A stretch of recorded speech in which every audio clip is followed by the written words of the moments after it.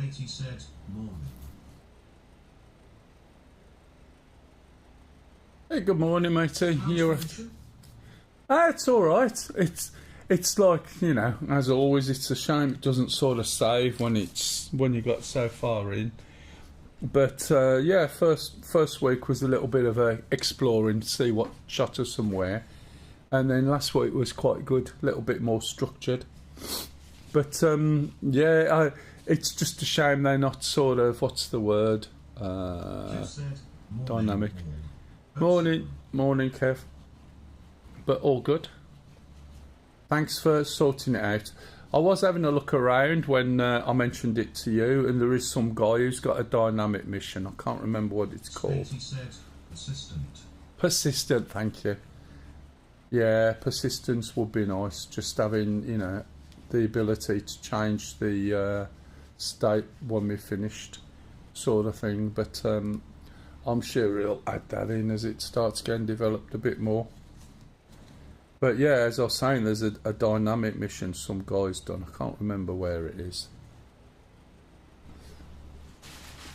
But time is the problem at the moment more than anything, because Lisa's sort of... Send me a link to anything you're interested in. Yeah, I'll have another look. I was looking round, as I said. It's alright, just bear with me. Just got to get a little bit of toilet paper. I'm just cleaning my glasses before I start. Oh, back again. Hopefully that sounded like I'll run away from you and run back. Well, when I say run, I mean some big steps. Right, this is it. Clean my glasses, cup of tea. Yeah, because of the way Lisa works, she finishes at 8:10, and I come home from work about 6:30, 7, if I'm lucky, and then I've got to go out again at sort of 7:45, pick her up, bring her back. We eat late, and it's like my days have gone a little bit at the moment. Hopefully someone's moving me.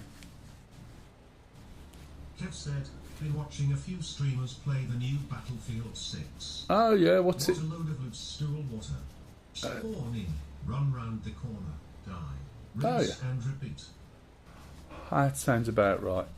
I know somebody who's on the beta, but I haven't played Battlefield. I played 2 a lot, and then Battlefield 3 was alright, but after that didn't bother. But I like all the squad stuff, which is why I like Hell Let Loose. Right. Okay, we got anybody on? Oh, we've got a couple on who I'm talking to anyway. So, I am just going to drink my tea. If anyone's got any questions, please ask. We're playing Gash's mission, based in Cyprus, which is nice because it's a little island, and it gives you a sort of a finite level, if you see what I mean. There's a lot of stuff on here. Last week we were just started to talk about an attack up the right hand side of the island, and towards the end, me and Pup we're moving up here.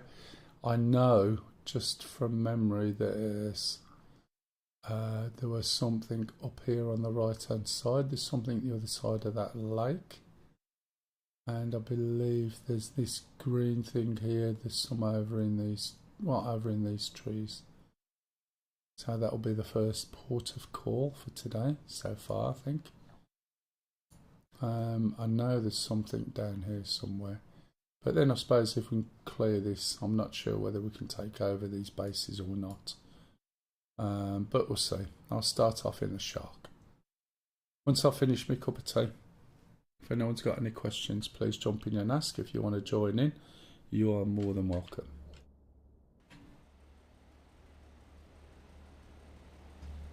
If I don't finish this tea, I'll forget to drink it. So, yeah, wasn't very impressed then, Kev.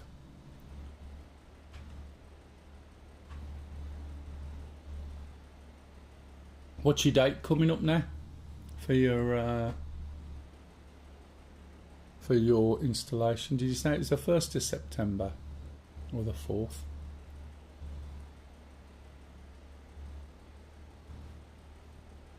Or round about there?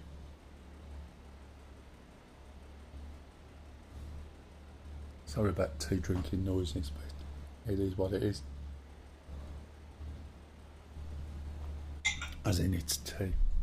Right, bring that mic there. I think that's about right. Okay, there's one thing I need to do first. Go over to here, go to there, mute that. Ern's failure said hello. Kev said, certainly not. Not seen anybody last more than 15 seconds. Installed you on 1st September, yeah? Oh, that'll be alright, won't it? Hey, welcome to the back to the stream. Mrs. Failure. Does that mean someone's changed the name? Let's get on there. Just 1 minute. To my monitor. A little bit bigger. Right, okay. So again, as always, because it's the first time in this today, I will go through the startup, so it might be a little bit boring for you, but that's what I'll do. Who we got in? Hi Stu, hype up.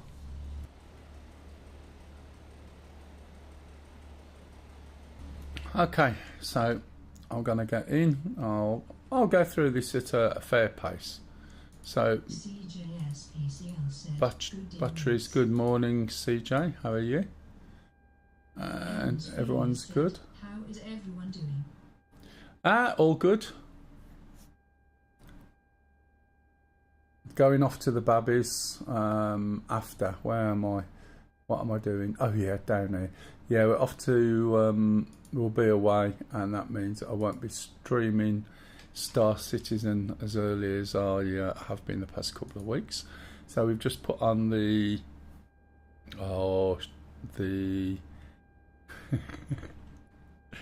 I'm losing track already.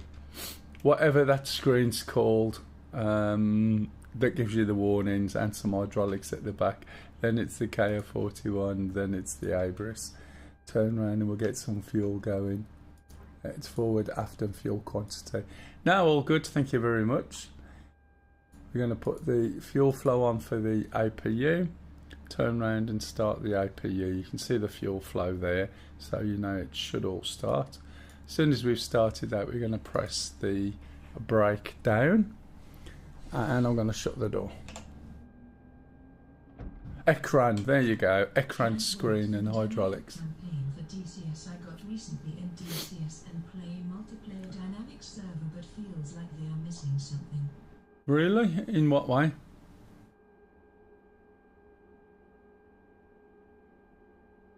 What, missing something in the campaign or missing something in the process to save it? Ah, right. Okay, yeah, I get you. Yeah, this is the thing sometimes. Everyone's all about, you know, air-to-air fighting and everything and so on. But it just depends, you know, what you're into. The beauty of DCS is the fact that you can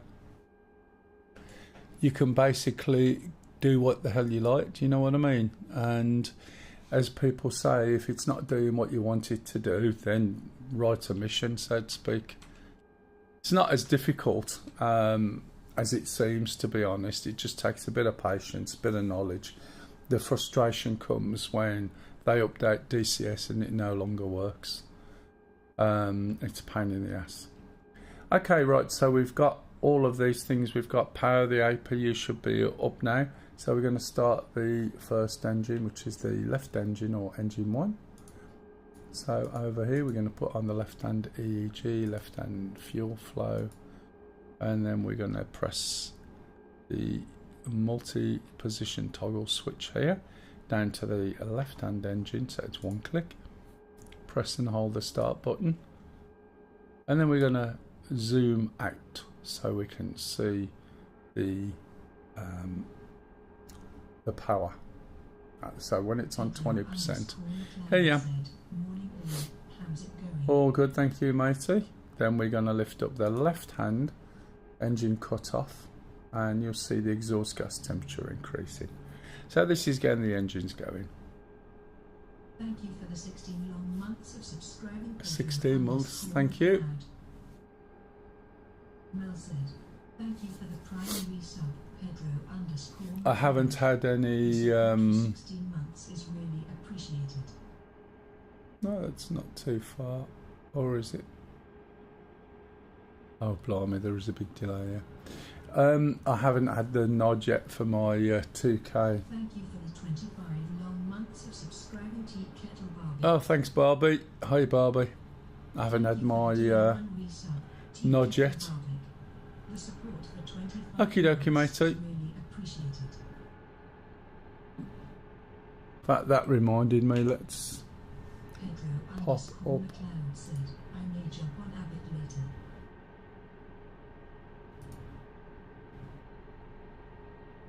Let's pop that on. See what happens. Right, so the first engine's up. We're going to do the same with the second engine. And we're going to start with the right hand.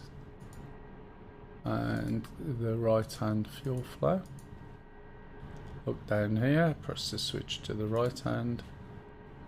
Press the switch back off a bit. Perfectly clear Watch. skies night, so hopefully get a few hours of data. Oh yeah. A load of cobras flying over at the moment. No shots though. I had a couple of spits over. When was it? Thursday. Okay, that's at 20%. Move that. No sharks. Yeah, I had a couple of Spitfires flying over. I was working from home Thursday, and whenever I'm at home, the patio doors are wide open. And I could hear this noise, and I thought, that's not a usual plane. So I got flight 24 out, had a little look, and there was a pair of Spitfires flying in formation about 800 feet. Sort of flying from Northampton, went up round to the east, and then for some reason come across where we live. And you could hear them for a couple of mile away or more, you know, after they'd gone over. As I said, I had an F-15 go over there once, and again, you know, you can tell by the sound. We get planes going over, coming into land in Birmingham, but you can hear, you know, the different sounds of the engines and the helicopters that fly by. Occasionally you get a Chinook, but yeah, I was quite surprised. Okay, so the engine's up to speed now.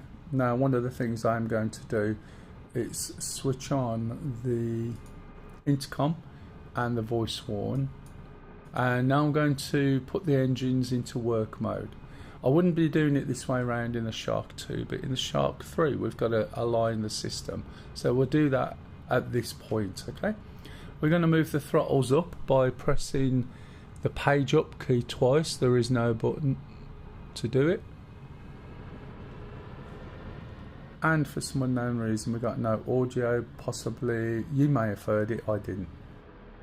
Okay, on the warning, I don't know whether you heard that or not. Could be because my volume's down a little bit. Right, so what we're going to do, first message was the AC gens. We're going to put those on. Not sure what that's doing, though.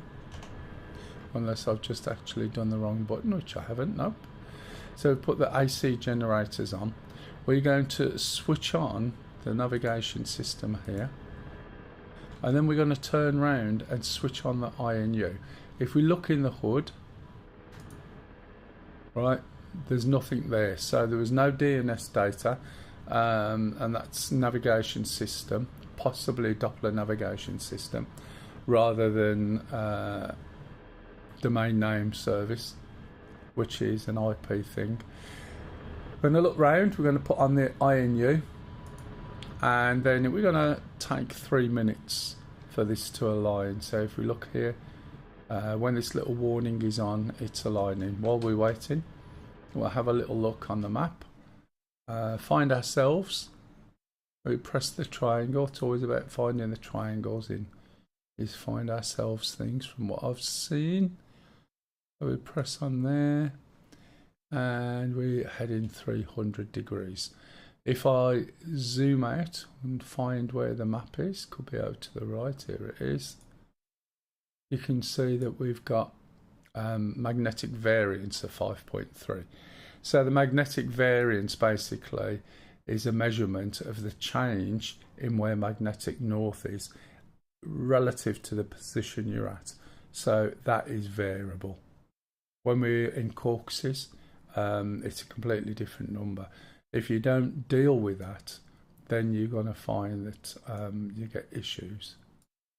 Did you notice it was 5.3 before? See, 5.2, 5.3. You see it change. If you want, you can zoom in and place it directly over your helicopter, and you should see that it's 5.3. Okay. Magnetic variance is indicated on this little dial here, and that currently is set to, there's 5, so it's just over there, or just towards the edge of that mark there, which is about 5.3 rather than 5.5. So there's nothing we can do until that is sorted. So this is Cyprus, and it apparently lives off the edge of Syria, which I didn't know. I have no idea where Greece is or Turkey in relation to this island, because my geography is pretty crap. So is it up here somewhere? Jake's TV I have no idea. Turkey is north and me. Is that what it is? Assuming that's north. Northwest. Right, okay. Thank you. Yeah, geography was not one of my strong points. Hi BTW. Hello, James. Oh, Jake, sorry, I do apologise. All good, thank you, especially when I can read. That always helps. So we're just waiting for alignment at the moment. Good to hear. I do remember when I was probably about 11 or 12, I used to help my sister do collect the pools round who was helping somebody's granddad who was a bit old to do it. And there was one of the guys we used to collect from, and he was a Turkish Cypriot. And I remember my sister saying, yeah, he come over because of the fighting in Cyprus. And that's the depth of my knowledge about it all. And that was some 50 odd years ago, so I don't know what's happening since. Right, as you can see, that little symbol has disappeared, but we have a discrepancy between our heading and where the trimmer navigation system is, which is there, okay, the trimmer. So you can see that's set to 300, but we're 10 degrees out. You must fix it. The way you fix it is you use that little dial I just showed you. Let's get a better view of this. I can zoom in a little bit better. And we're going to change this to 300, remembering where it is now. So 300 will be back. Could have done that better if I'd have tried. So once we've got it set to 300, we press this down and lift it back up again. Okay, we're going to then reset it back to the magnetic variance, and I'm not going to be able to do the same thing again, I am sure. Yep, wasn't even a good enough flick. So we want 5. As I said, the fat one is 5, the next one is 5. We want sort of 5, 3, 4. So now I'm going to hold, right, the left mouse button down when I hover over this knob, and that gives me the fine adjustment. There's the fat one, there's the thin one, and it was about there-ish.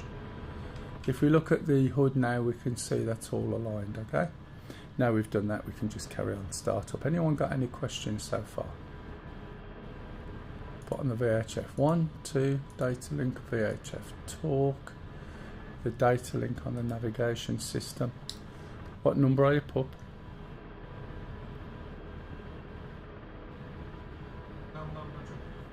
Okay, I'll leave me at number 1. Put this to wingman. We can have these set to 1, 2, 3 or 4. So the 4 helicopters who are flying on the same frequency. The radio is shown over here.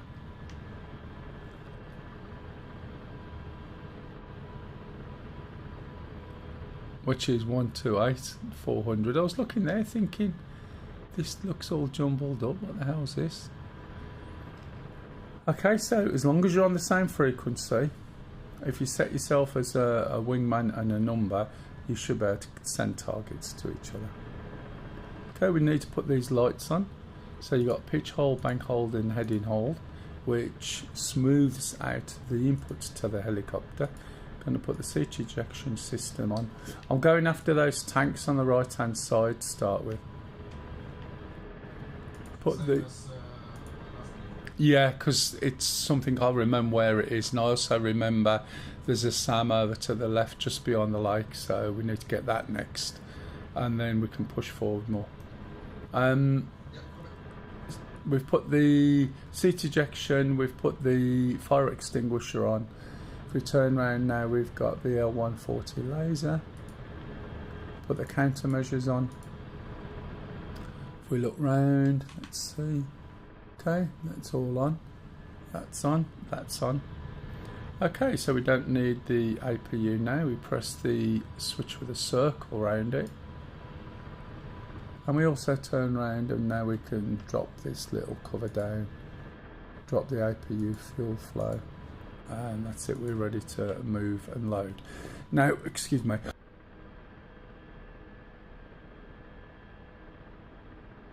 One of the things we should have, because we're not on a solid dust-free environment.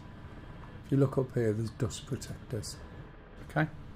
Now we should have had those on at the beginning, and then I think they would have closed or put a filter on the air intakes on the engines, save it sucking in all this dust. We also need to put this on. It's all right, there's a door behind me across the landing which has got the sunshine in it. And as a consequence I've got an area of my screen with a bit of a glow. Right, I'm going to have to take this down for now because I can't see with it up, and I've got to go over here and do a rearm. One thing I forgot, I'll put this on so you can see it, and this represents my cyclic. Bearing in mind on this helicopter, I knew I'd forget to do this. If I don't put myself back in there when I go to do an F2 shot, it's back where I left it. So there's no anti-torque rotor or tail rotor. So everything I do, right, regarding rotation, pitch and rudder is basically, well, not rudder, through my stick. My rudder pedals still work as are, but it all goes through the blades, and then we've got the collective as well. So you can see the collective over on the left, just moving up now. If I move my head, there it is. And as soon as it starts to move, we're going to push the stick forward, because by default, in its default position, the cyclic will make you move backwards. Okay, so cyclic's gone forward, look. And we're just going to slowly go over here so we can rearm. Flying this helicopter is really smooth, and that's because of those blue lights down there, or those channels. You can fly without it, but what's the point? I know some people will switch it on and say, oh, I don't need those to fly, but that's like switching off your navigation and saying, oh, I know where I'm going. You know, it's there to help you, it's there to make it easier, so you may as well use it. Can't quite see where Pup is. He's in here somewhere, judging by the dust. Just got to move forward. We're in the right area. There he is. I really was looking over there for him.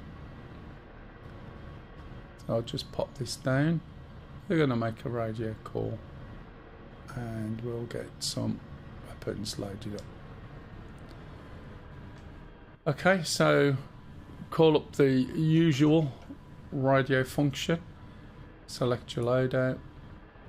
I'll go for a generic one that's already done. Go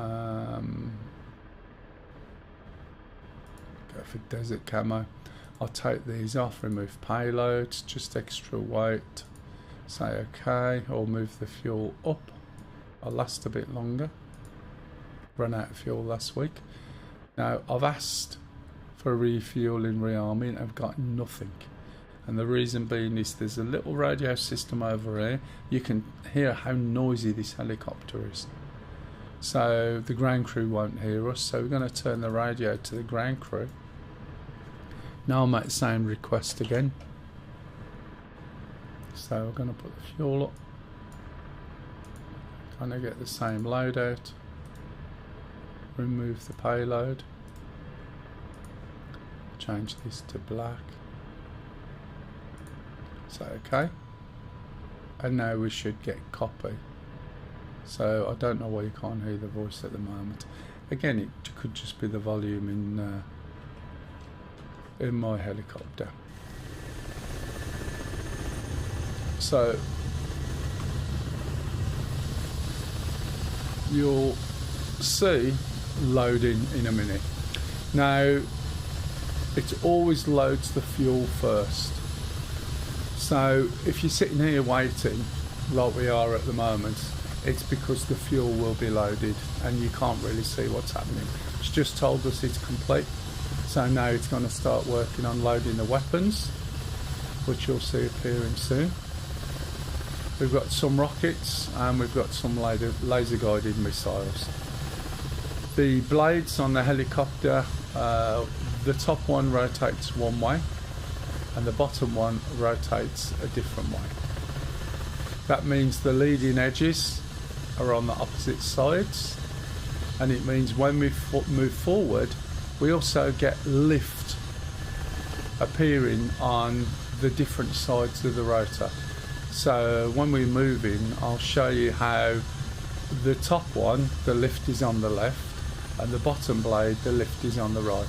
And that causes the blades to tilt towards each other. It is possible to get those blades to collide. It's called a blade strike, and it's one of the extremely good reasons why you'll find that this helicopter has a seat ejection system. Okay, right, so let's have a look. Where are we going? We're over here at the moment. And I'm not 100%. I know it was by a patch of green, wasn't it? Yeah, somewhere by the lake. The one on the right hand side. Yeah, I can't remember whether it was this side here. Could have been down here.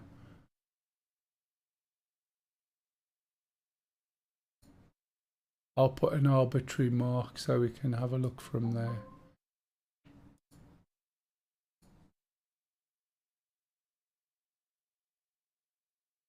Was it that far up?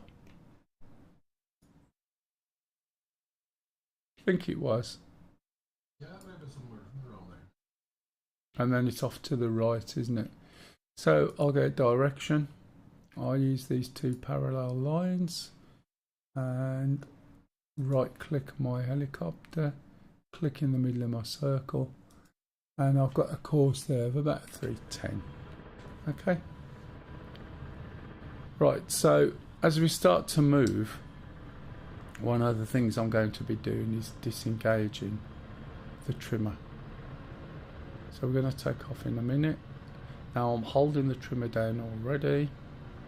Oops, need to go forward quite a bit more. There's 300, so you can see 310.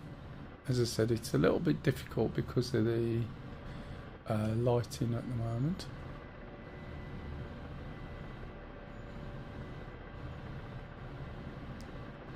So we need to be going over there somewhere. So one of the things about this helicopter is the way it works with trim. So now I'm completely hands off. Did I finish my tea? Yes. So the helicopter, just as we get to 50, you saw that line disappear. You can see there's two symbols there. One is the heading and the other's trimmer system. Okay, so as we move along, if I'm using the trimmer, which I should be really, then the trimmer will hold the helicopter in the direction. Let's press the right key, shall we? It will hold the helicopter in the direction that the trimmer is set. And the way you set the trimmer, basically you press, you hold the trimmer down to maneuver. Okay, when your trimmer is in the position you want, like now, you let go of your trimmer and you see the diamond snap to the triangle. And then you relax your grip on the stick, center it, and that's it. And the trimmer will hold 20% or manage 20% of the control input, which is absolutely brilliant, because it means then if you've got a cup of tea, you can push this around. Look, I'm waggling my stick, look, it's not moving. Okay, I can push my pedals and I have to go over 20%, look, for it to move. When I let go, it moves back. And it's the same with this too. If I lift this up and turn it over there, look, it'll go back to the direction the trimmer's setting. And once you get used to that, it's a really good helicopter to fly and use. It does take a bit of a while because you're not going to be used to having to hold the trimmer button in. But once you get used to it, it's a really smooth helicopter to fly. And what I'm doing is lowering the collective a little bit, and that makes me drop. If I want to speed up, I can lower the collective, my nose drops, it goes lower, it goes faster. If I want to stop that, I just increase the collective a smidgen, and then that will sort of balance it out. So as it goes faster, it lifts, by the way. So you've got this balancing act all the time. So we're nearly at the marker, I think, not too far.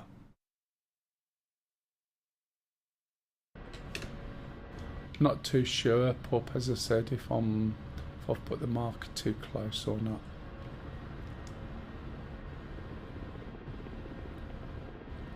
I'll start slowing down already because I know it's not long before. Yeah, no worries. So if we look on the map now, do you remember what I said about the radios at the beginning and the numbers? There's Pup. So that tells me what his number is and the direction he's pointing and where he's relative to myself. If he sees something, he can send that target to me. We can add targets onto the Abris, onto the map. We can use an automated system to find that target when we're in the area.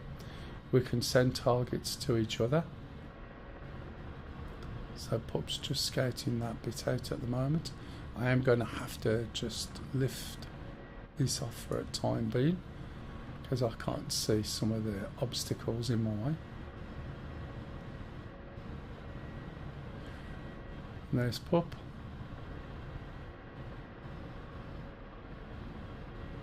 So I'm going to go just a little bit lower down.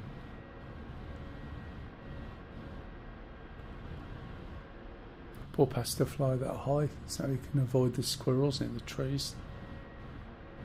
Squirrels have this big Pup magnet and they literally point it at him and it sucks him into the tops of trees. It's quite a fantastic thing to watch, really. You can always tell when it happens because you'll hear this slight chuckling noise in the background, and I'm never sure whether that's the squirrels or whether that's Pup himself as he drops to his death. So now I'm slowing down. You'll see when we get less than 50k, you'll see the line appear, and that line is telling me which way I'm drifting. And you might think, well, that's a bit bloody obvious, isn't it? Look out the window. But when you are over the sea or you've got cloud, you can't tell which way you're drifting at all. Sea tends to look all the same. Cloud is just like flying over cotton wool. You've got no point of reference.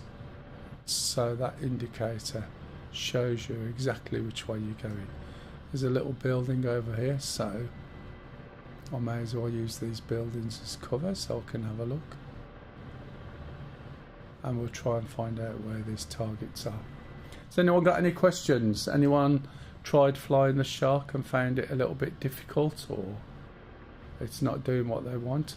Now, one of the things I should have done, which I have completely forgot to do, is to switch off. It's one of the reasons I don't use them that much, is to switch off the dust protectors, because it makes your engines hot. Now, whether it will overheat the engines in game, I don't know, because I don't normally use them. But when it is cold outside, it does say you need to put heaters on to heat things up, because it does freeze. So I'm using that little line, holding the trimmer down and very gently pulling back, gone a little bit too far now I think, until that number there on the top left is really low, so that when I push the auto hover, this helicopter will get in its hover really quick. You can press the auto hover button round about 12 or less. The problem is with that, it'll then fanny around making adjustments until it's stable. But you can see that's got stable really quick. When you do auto hover, it'll take a GPS reading of where you are, or equivalent of GPS, and basically it will then use the trimmer system to keep you in position. Even if it's blowing a little bit of wind, it will compensate for it and it'll keep you where you need to be. Right, looking back at the map then, this is where we are. That's where I was going to go, but that might be too close. So we're not sure whether the targets are up here. Do you think they buy this lake here then, Pop? Yeah, I got some target. I got the sound site. I marked it. Send it. Okay, yeah, just give us a shout. So that's the site on the left by the lake.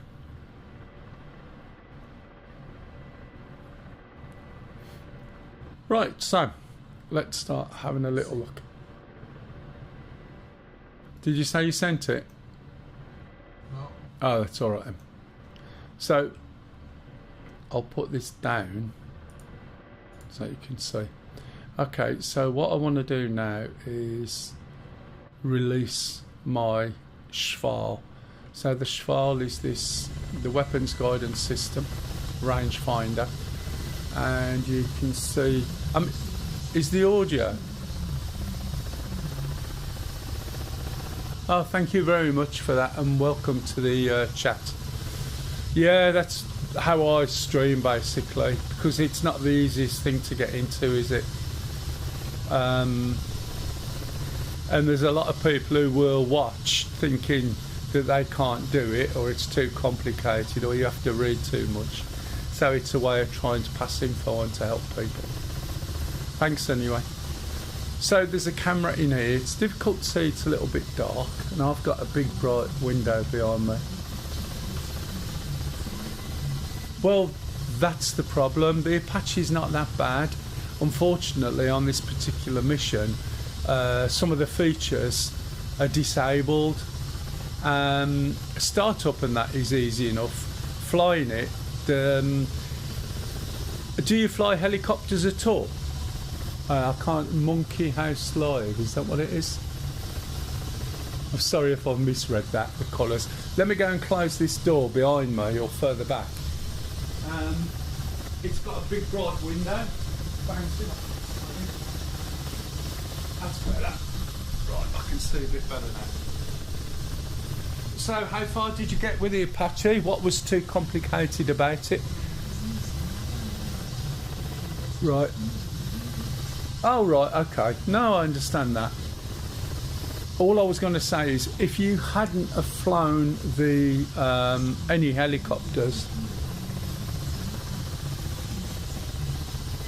No, that's fair enough, I understand. And have you got used to the trimming and all the rest of it? And so can you make it do this? If you wanted to hover in the Apache, can you do where it's stable like this?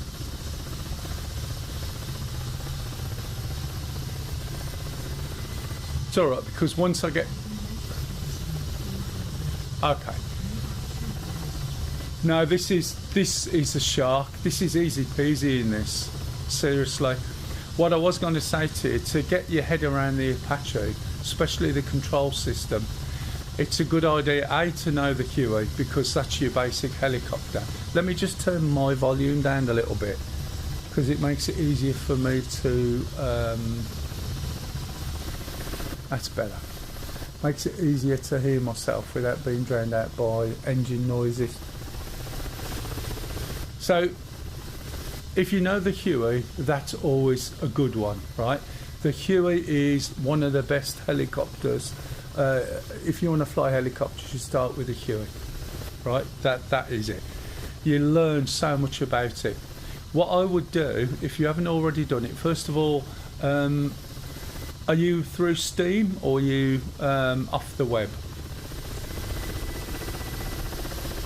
Do you know what I mean? Did you get your DCS through the web or through Steam?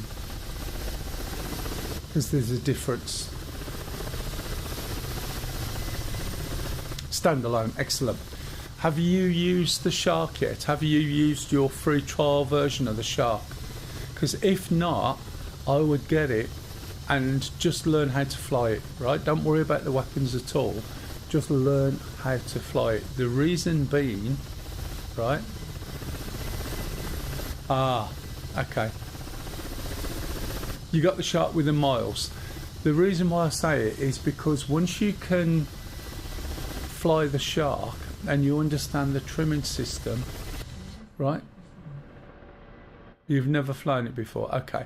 So if you look, the reason why it stands here like this is because of the trimmer system, and the trimmer system on this is very similar to how the Apache works.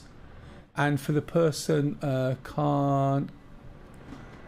Carnitor Prime, if you get DCS through standalone, you will get access to most of the modules and most of the maps for free for 2 weeks each one.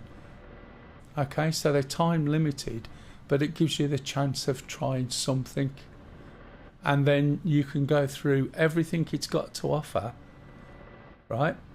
And that will take you a long time if you use each one for 2 weeks, and then after 6 months you can do it all again. So you could fly everything virtually for a month and use maps for a month, right, over a year period without spending any money at all. When you've got the Steam version, you don't get that offer. Okay? And then always wait for sales, because you'll always get something off most of the modules unless it's the latest one. And you can convert your Steam account. You can convert your Steam account to DCS standalone if you want to. So if you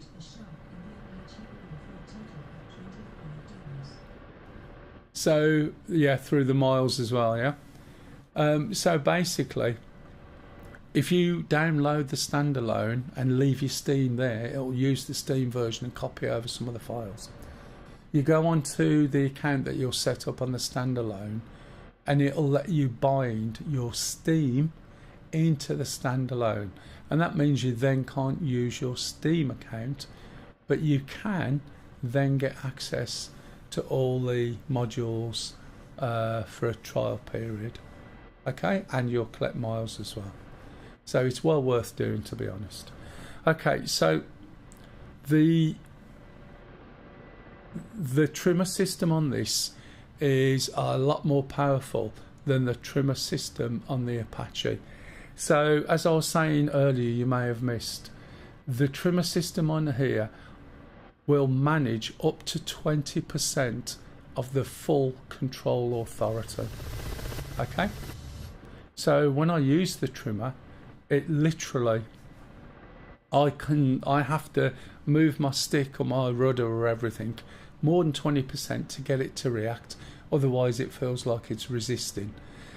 The fact that you have to disengage the trimmer when you want to maneuver, by holding the trimmer button in, right? Then you let go, and then you center your stick, assuming you're using center stick position for your trimmer.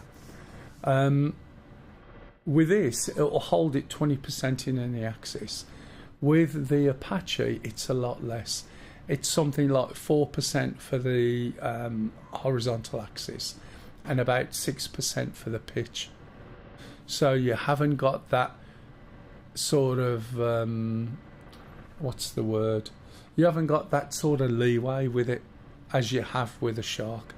But if you get used to using it in the Shark, you'll find using it in the Apache is really good. You've sent me a target. Brilliant. Thank you. Just 1 minute. So he sent me a target, which is a SAM. I'm going to press that and save it to my Abris. So on here, I should... Oh. I can't see it. Just 1 moment, caller. First of all, I forgot to put my radio back. Can you send it again, Put, please? Oh, sorry. I don't know whether I've still got it now. Unfortunately, I forgot to put my radio back on the right frequency, so I missed it. So just bear with me 1 minute. So the Shark weapon system, which I will be going over as I get to them, is a lot easier. What we're doing now is a technique of sending targets. And my knowledge of the Apache isn't as good as this, but I know enough to get through. But all the comm stuff that we're doing here, I don't know. But you can see how this thing is solid. And you can do it with the Apache as well. There we go. So try again. That's the target. A SAM. Press that. Yeah, I think I'm having a bit of an issue at the moment. I can't see it. I think I might have pressed the wrong button. You know me. Oh no, there they are. Sorry. So you see that there? That is a symbol for a SAM. I've got it anyway. Just carry on, Pup. I'm in the middle of summer, and I've got that mark. Thank you. Okay, yeah, no worries. So now I know where that is, I can go for it, and I can go for it in a much better way than you think, but we'll get there in a minute. So yeah, the understanding how the trimmer works in this helps with the Apache, and you'll be able to get your Apache really stationary as well. And I'll jump in the Apache and just go through it later when I get there, alright? So if you're still here, just remind me. You're more than welcome to join in as well if you want to come in and fly. You're welcome. Anybody is, there's a mission. I think password on this is BVAR12345. Obviously, it goes without saying, if anybody messes around, you get instantly banned, and it's a ban forever. It's not like, oh, I'm really sorry, I was, playing with my mate or whatever. That's it. I know it sounds harsh, but it also works. We're also old, us lot. So, if you're younger than about 45, you'll be alright. We don't go on at you. But we are old. Especially that pup. Anyway, so that's that target. So the Schwal, as I was saying before, is like a camera system built in there. Just slightly to the right of it. Oh, you will. I think the youngest person I've ever taught is about 13, and he was really polite and taught him the A10 and the Huey and the Shark, and he was really, really good to work with, to be honest. Anyway, so well, wise, that's it, yeah, wise.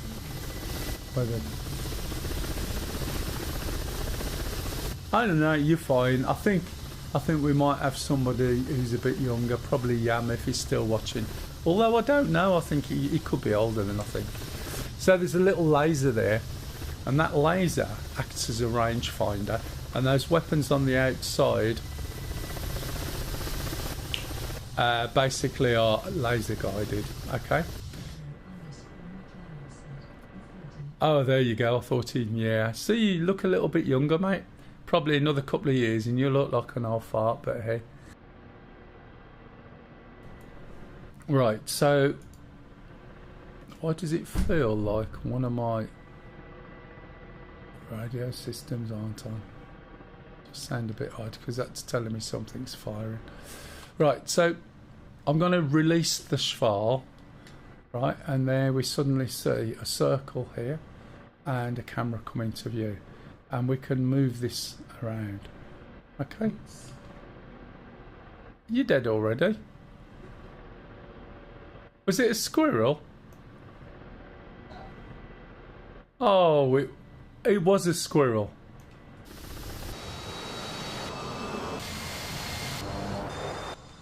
Can't see him. So we move this around, and this is obviously how we look for targets. As we move it around, look on the Abris. I'll move this out a little bit. You can see the big yellow line, and that yellow line is sort of indicating where I'm looking. And I can move this around all the way to the left, and you can see these indicators. As I move it, it moves more to the left. As I move it down, it moves down on the left. So there's a point where it'll start flashing. Move it out again a little bit so that we can see it. Okay, so you can see the sort of angle that we can actually look.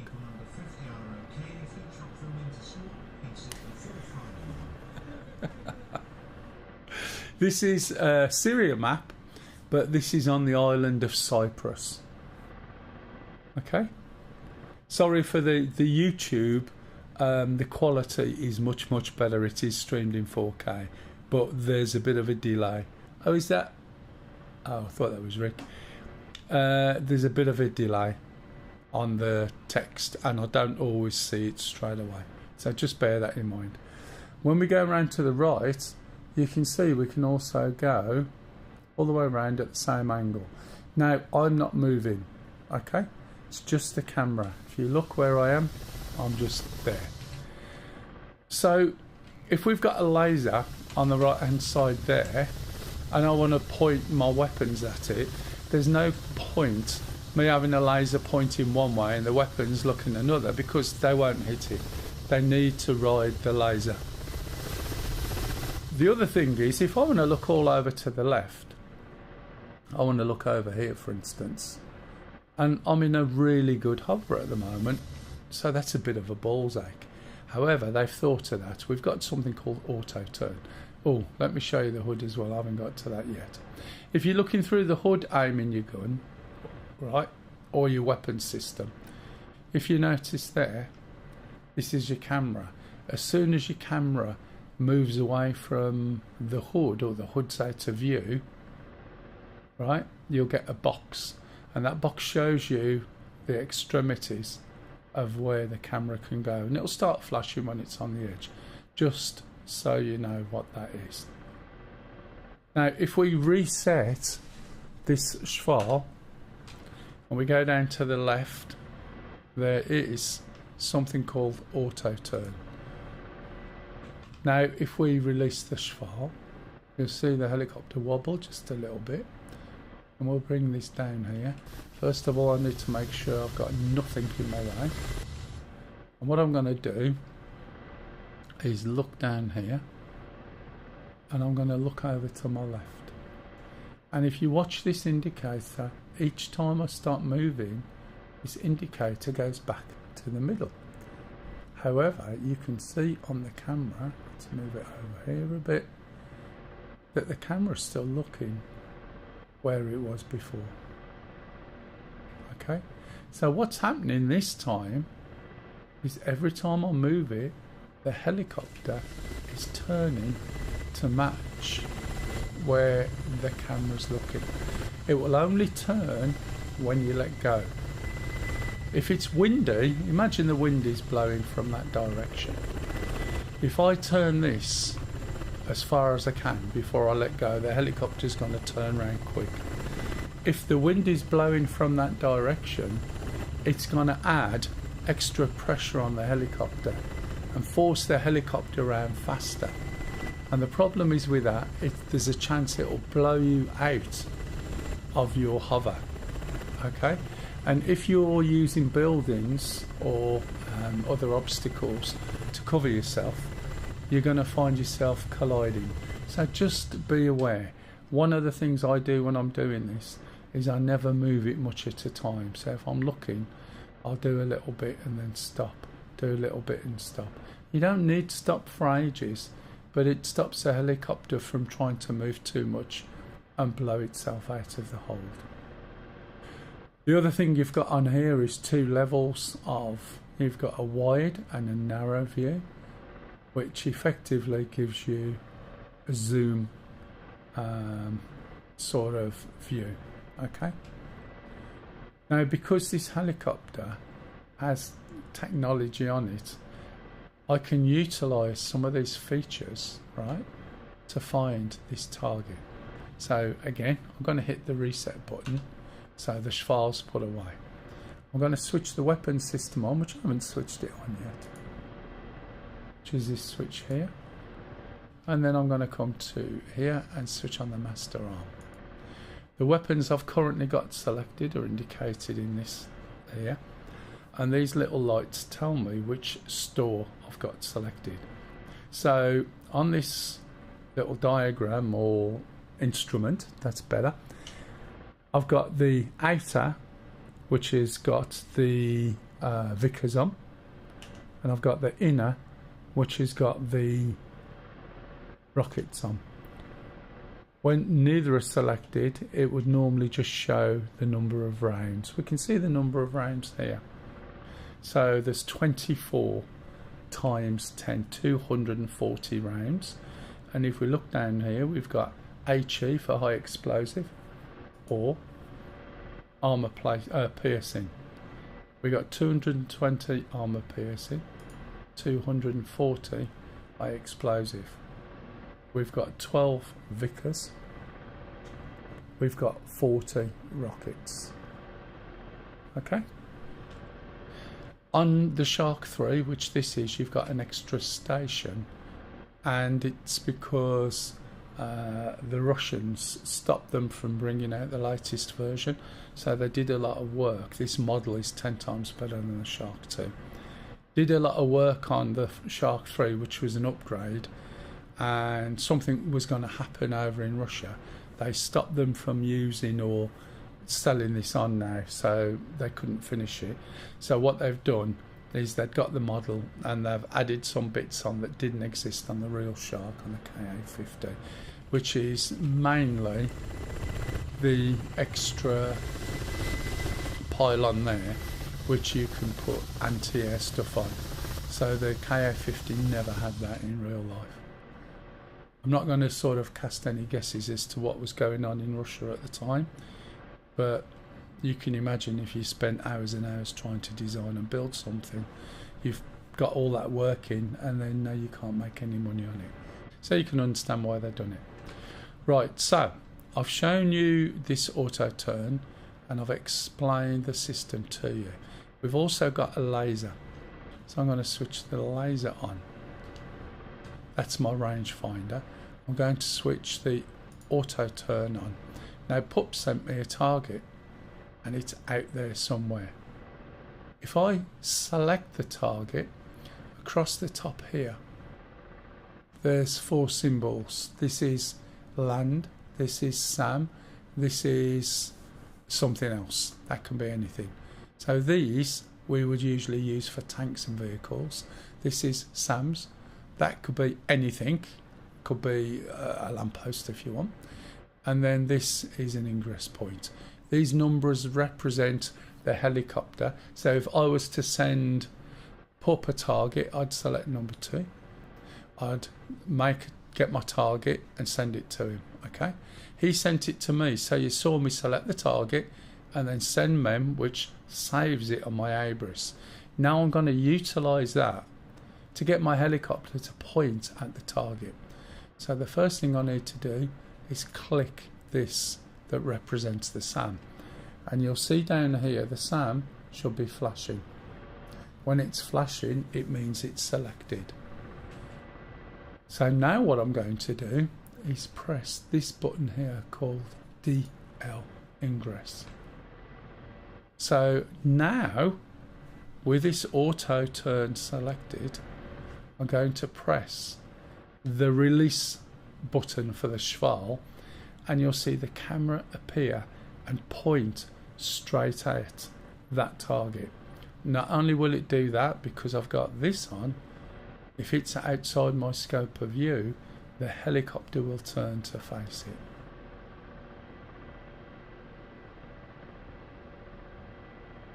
And that in a really old helicopter is absolutely amazing, don't you think?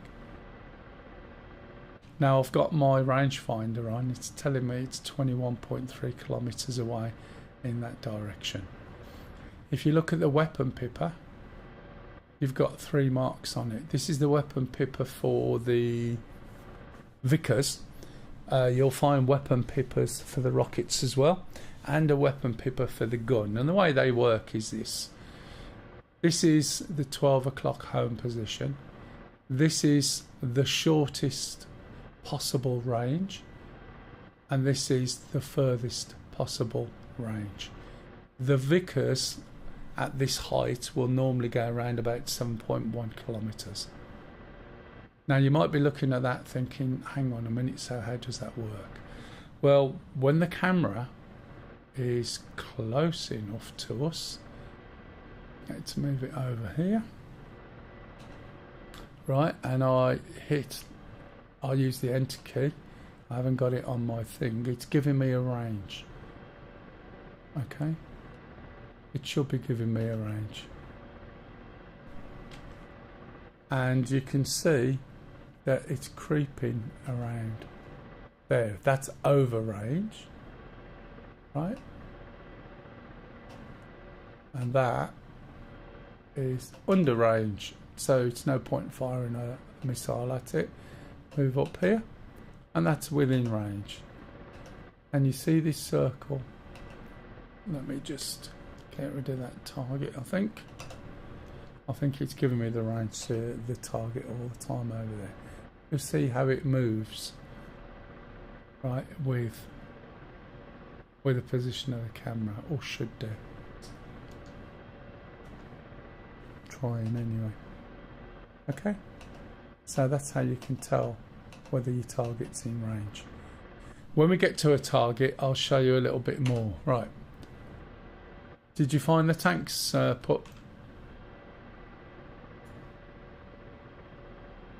So the tanks, I think, are from my position, if we look at the map, over here somewhere, either here or here, and I forget, I think they could be here, but I'll have a look. I'm way back here. Yes please, AI Lisa. I'll start over there, which is, as you can see, 347 degrees. So I'm going to turn the tank round. The tank, I'm not in a tank, am I? I'm going to turn the helicopter round. I'm going to cheat a bit by using this. I'm going to turn it round to about 347, did I say? Now the problem is when you select this particular targeting system, you'll see I can't tell where I'm pointing. Alright, so I need to move quite a lot more over here. Let me move it over using this. See if this works. About 347. Was it 347, did I say? And I want to see whether this works. This is me using the rudder to turn it. Should have moved back quite a lot. 345, about there. See if it's holding it. Can you see it's just drifted a little bit? what I did was quickly press the trimmer and release the trimmer. And that's obviously confused it a little bit. So I'm going to hit the... Oh no, it's there. It's alright, it's still there. The other way, of course, of doing it, which I forgot to mention, is underneath the collective is a collective brake. Can you see that? It's like a bicycle brake. If I hold it, it basically releases the collective, and it should allow me to turn the helicopter around, let go, and it should more or less stay there. Right, let's bring the camera out. Let's go down here. We're at about 347. So we want to be looking in these trees, in this tree line over in this area, to see if this is where the tanks are. Now, one of the things that we don't have is white hot, black hot, and that's one of the updates that was going to happen with the helicopter. Now, because I'm going to be scanning the range of trees, I'm going to put my auto turn on, and that means I don't have to worry too much about where I'm looking. Also, if I do that, that's 27 away, is it? That's quite a way off. Maybe it's this selection of trees here I wanted to look at first. Just changing it to narrow. And I'm going again in little bits, just so we can scan these trees. I think we might be early. Did you notice the tanks are top up? And did you see if we're a little bit short? Oh look. Hang on, I found. Do you remember the iron fencing? I think that's on the coast though. This iron fencing. I'm looking down here at the same time.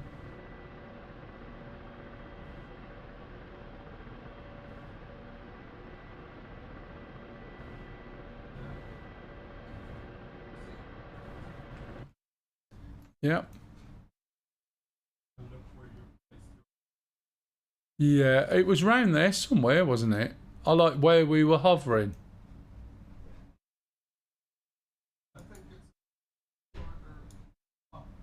Yeah, because the lake on the left here, the big lake, is where the sand was, and it was more or less opposite but before. So yeah, I think where the tanks are, let me have a look.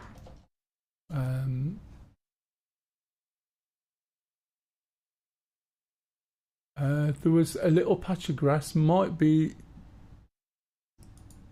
around this area, like sort of round by that lake and round, or over to here.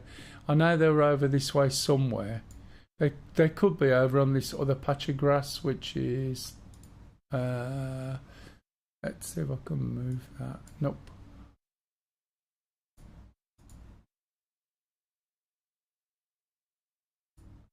Around there. Also, I need to pop up a little bit so I can hear him.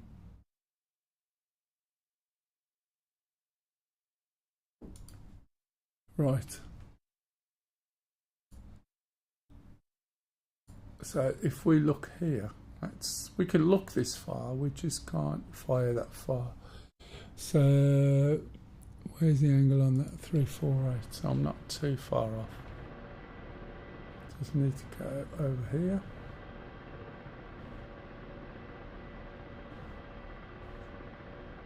We can also adjust the contrast here and the brightness, look. And you'll find when you start playing with this, you make it work for what you're looking at, but then as soon as you look somewhere else, you'll find it's a little bit difficult sometimes. So you have to keep adjusting it. I seem to remember a little green patch of grass.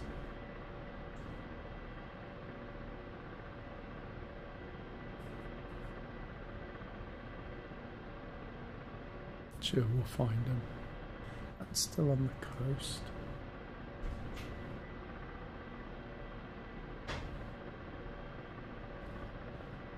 I know that seems quite fast. That I'm looking at. Can you hear that in the background by any chance? Let me know.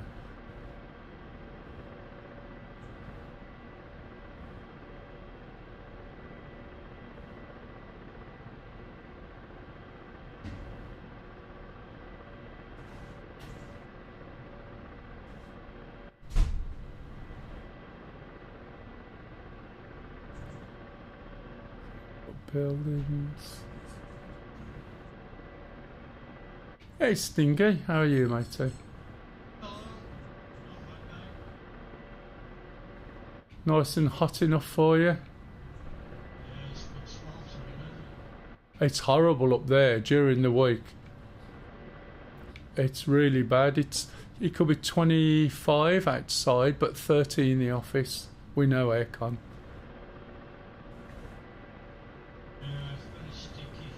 Yeah.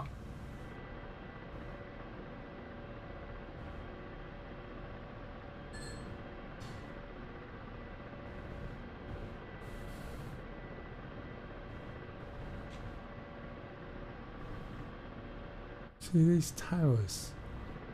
That is something there, look. This is where I was last week. I found some towers around some railings, if I remember right.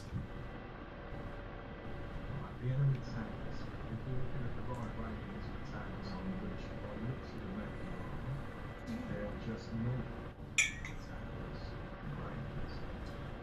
railings. Just north of those. On the line behind. There, well? You need to move 3,000 metres. It's the point that marks on the map. Yeah. Pup stopped early. He was being cautious, so I stopped with him. But I think they might be on that tree line at the back there. Because I remember there was some railings on the left, these towers, where there was also stuff at the base, wasn't there? Through a fence. There was stuff, it was all more that fenced area. Yeah. On the orange trees, there was artillery, and then to the left of those, there was tanks parked, saying, Yeah.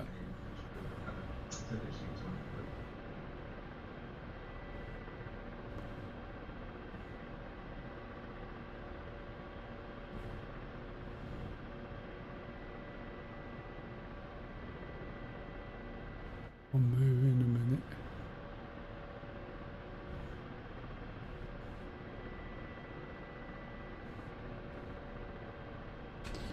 Right, looking at the sea again, so I'll move, reset that. Now when you reset your position, or come out of auto hover, you've got to be aware that when you go into auto hover, the fourth channel comes on, which is altitude hold.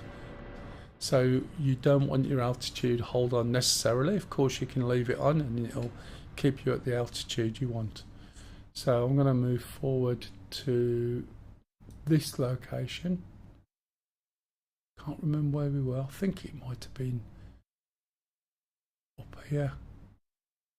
But this isn't too far away, so I may as well fly over here. George is not working. George isn't enabled in this, it's disabled. Oh, that's alright then. 327. So let's reset push file again. Let's reset auto hover. Thanks, darling. Got my AIT maker. Okay. A little bit far over here. I'm gonna go this way.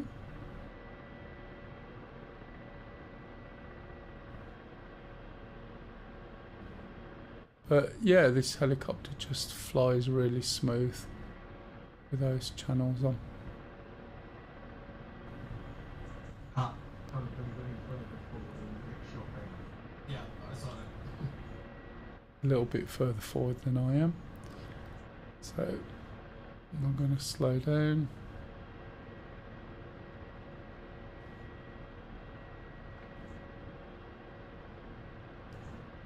Not moving fast enough really to see the blades, but as I said earlier, you'll find the blades start closing on the right hand side, but I'm not moving quick enough. Also quite low there. Just made a slight adjustment. So I'm moving up towards that red circle that I marked earlier. A general direction.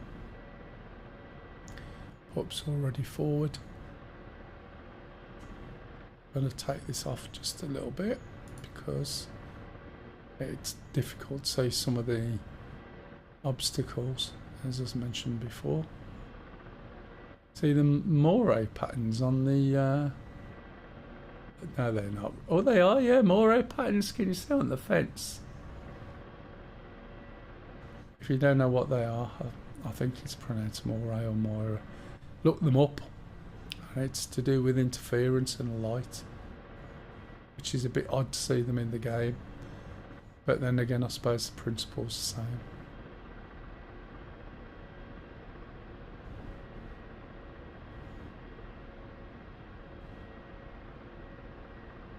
Just check where I'm going a little bit more. Watch the cables. Cables you can collide with, so go under or over. Don't be indecisive, do one or the other. Remember, you've got your blades are quite high off the helicopter, relatively speaking. On the Huey you've got cable cutters, which unfortunately don't work. If you actually collide with your helicopter, right, no, is it your helicopter or the blades, you'll find that the electricity pylons do flash, I believe. Right, so just going to start slowing down. So as I do that, I'm holding the trimmer in, pulling the nose up, increasing the collective a little bit or decreasing it depending, because I don't want to go flying up in the air and become a target. So as I'm lifting the nose up, I'm decreasing and increasing. It depends, so I don't suddenly go flying up. So as before, I'm going to move into that clearer little space, just so I haven't got something sitting right under me, should I need. Okay, send them over when you're ready. I'm not getting audio warnings for some unknown reason. I can see the thing light up, but I just got a warning from my left hand side. And again, there's another warning, not sure from what. Could be the tanks. Yeah, just put them on your Abris, mate, and send me one in a minute when I'm in a better position. Is it aircraft?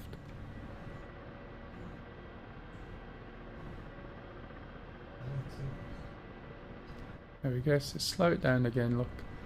Slow as I can get it. Hit the button and it'll just get into auto hover really quick.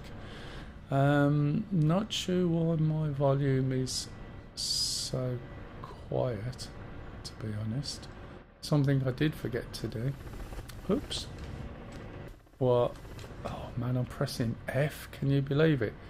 That's a Star Citizen thing. I didn't put my standby SAI on. However, it's that bad that it just drifts all over the place anyway. Right. Okay, I'm by you now anyway. So let's have a look. Let's put this on. Pardon? Did you get the target? No, matey. It's select the number first and then cycle through the target key until the one you want to send is flashing, and then send mem. Send, well, yeah, there you go, got it. Thank you. So I'll click on there and I'm going to save it. I don't need to save it, but I'm going to. So that shouldn't be too far away. Let's have a look. There it is. Oh shit. That's closer than I thought. Yep.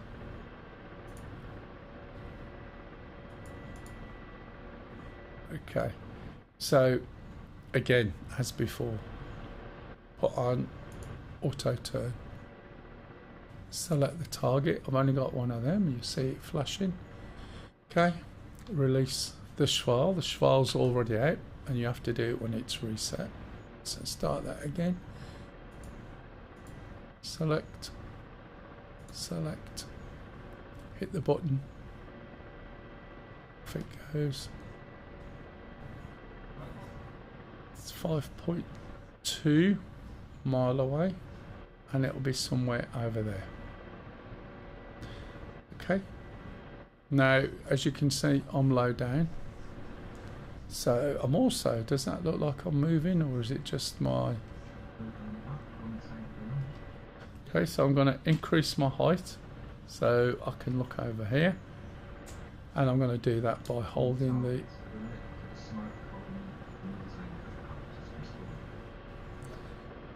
Yep.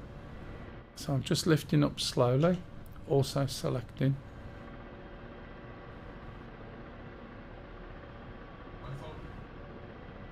Right, so that's telling me something's fired, as you can see, but it doesn't know what. And I am moving, aren't I? Why am I moving? Moving more than I thought. Seem to be drifting around a little bit. I don't know why. Oh, that's why. It's trying to force me onto that target there. So let's lift up a little bit.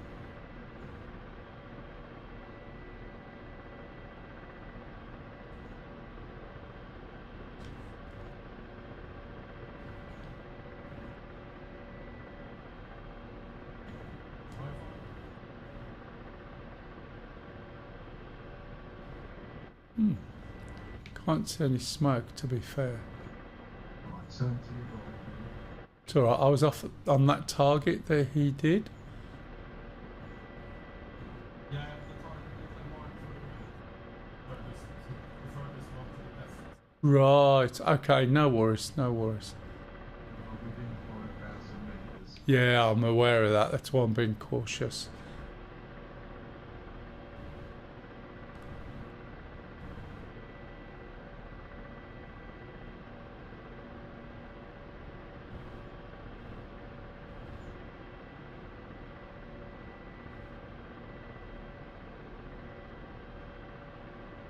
I think I'm in the wrong field, and I'm still moving. I don't know why. Can you see the way I'm drifting over? Get to amplified on there, look.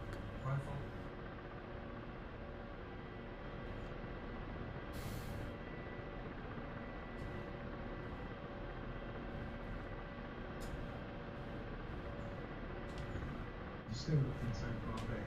It's supposed to be locked onto the target. Yeah, I have. I've just scanned across left and right at the moment. I can just lock onto that anyway again. Basically, just by setting that out. But I am drifting a bit much.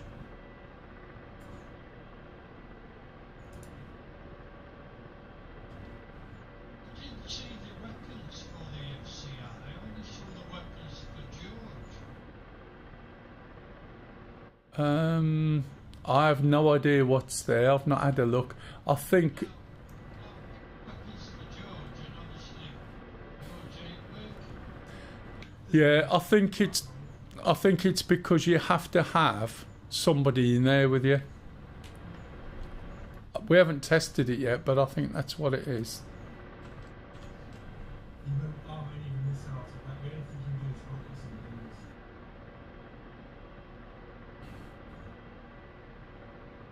I've got this little layer of trees in front of me.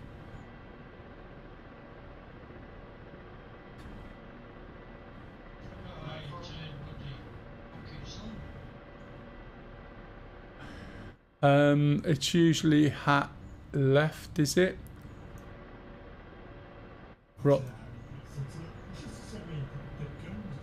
Yeah, it's the same hat. Rockets will be left. Usually missiles are right, guns are forward, I think.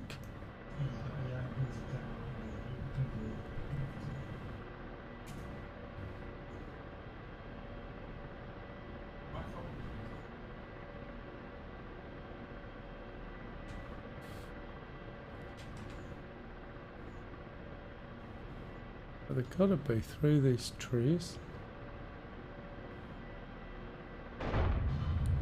Oh, nice. I got shot by something while I was waiting.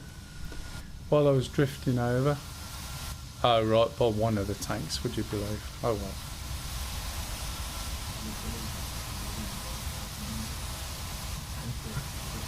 Yep. Oh, well, I'll jump in again. It won't be long. I won't go through every single piece of startup. I'll just skip through unless anyone specifically wants it. It's a relatively straightforward startup. If anyone's got any questions, please ask. Can't even see this. There it is. As I said, it's very subtly different to the thingamajig, different to the Shark 2. Because you've got to do this alignment procedure. I'm switching the fuel on. APU fuel flow. You can see it on there. Start up the APU. Switch the rotor brake off. As soon as the light comes on, which it will once this has gone up and come down. And then we start the left engine. When did you get the new mech? The detail. You're whispering in my ear long. Oh, hey Conker. I've had these, I think, for a long time. There's two of them. So basically, you know, the quality is brilliant. If I was like really close, if I'm talking from here. No, there's two mics.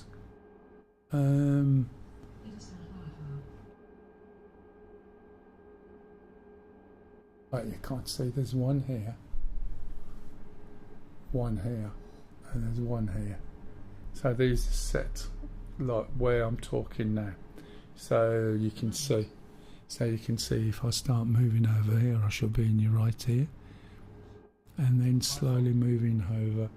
And you might pick up somebody in the background, but I should start moving over to the left. Normal talking position is here, which should put me somewhere at the front. But obviously if I move forward, you can hear me moving probably through the back of your head, I don't know. But you pick up all sorts. And I think it helps because if I'm looking over here, I'm looking over here. Hey, hello Camel. Yeah, I saw your vid. This is the summer haircut. Because it's just too... It's so... you're right, Mr. Camel. It's... What was I going to say? It's too hot, that's it. So now I don't have to dry it, I don't have to brush it. But don't you start. I caught a bit of your stream the other day, but it was a recording. I was in bed, it was Star Trek.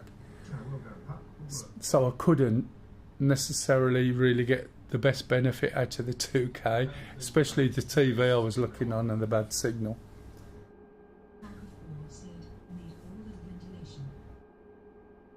Oh, yeah, tell me.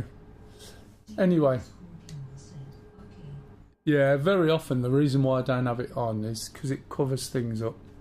Sometimes I'll put it on. Is it really? You mean you've got 2K and that's all you're streaming? You should stream some DCS or... did you say you played Star Citizen? You've got it, but you haven't played it. Speaking of which, those that do come on to watch Star Citizen tomorrow, I'm going away today, coming back tomorrow. I don't know what time I'll be on. I said to Lisa, well, we could pop in for half hour to our driveway to see the baby. But she's told me off, I can't do half hour. No one wants to see an old man like me fly a helicopter long. Yeah, but I'm older, so I wouldn't worry about it. Significantly so, as we established last week. So, thank you for the follow there, Ranger. So, what is it you're doing? I missed it. So we've put the left engine on, we've put the EEG and the fuel flow. We're going to move this switch. Yeah, cheers matey. And we're going to move this down to left engine, press the start button, and then as before move back so we can keep an eye on the RPM. So when the RPM hits number 2 for the first needle, the needles are numbered 1 and 2, 1 being the left engine. Oh right, yeah. Sorry, I got you. And then we do the left engine cut off. There we go. It makes everybody feel better, so that's fine. I did lose track of that then. But yeah, very often it's because, you know, when you start putting cameras and all sorts of weird and wonderful crap on there like everybody does, it covers things up that we might be looking at or talking about, which is why I don't do it. Not often anyway. Star Trek. Star Citizen's not so bad. Okay, so that engine's up. I'll just do the next engine. What am I doing over there? Thinking about going away a bit later and thinking I'll go drink a cup of tea. So right engine, sorry, right EEG, that's electronic engine governor. So you don't have to worry about the RPM.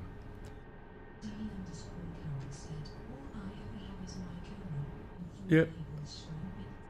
Oh yeah, no, you do, but other people put all sorts of stuff on. Do you know what I mean?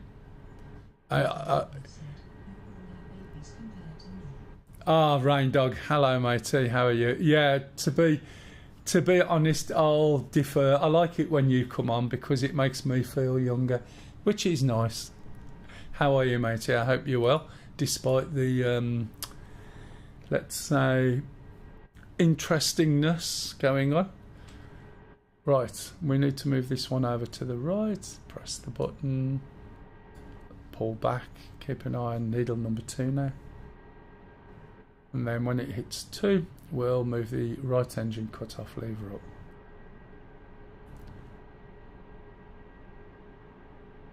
I was saying to Lise we'll go away next year somewhere.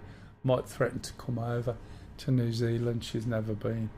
Although I don't really want to fly for 26 hours. No, you are quiet and I don't always see you come on. Can I see you today?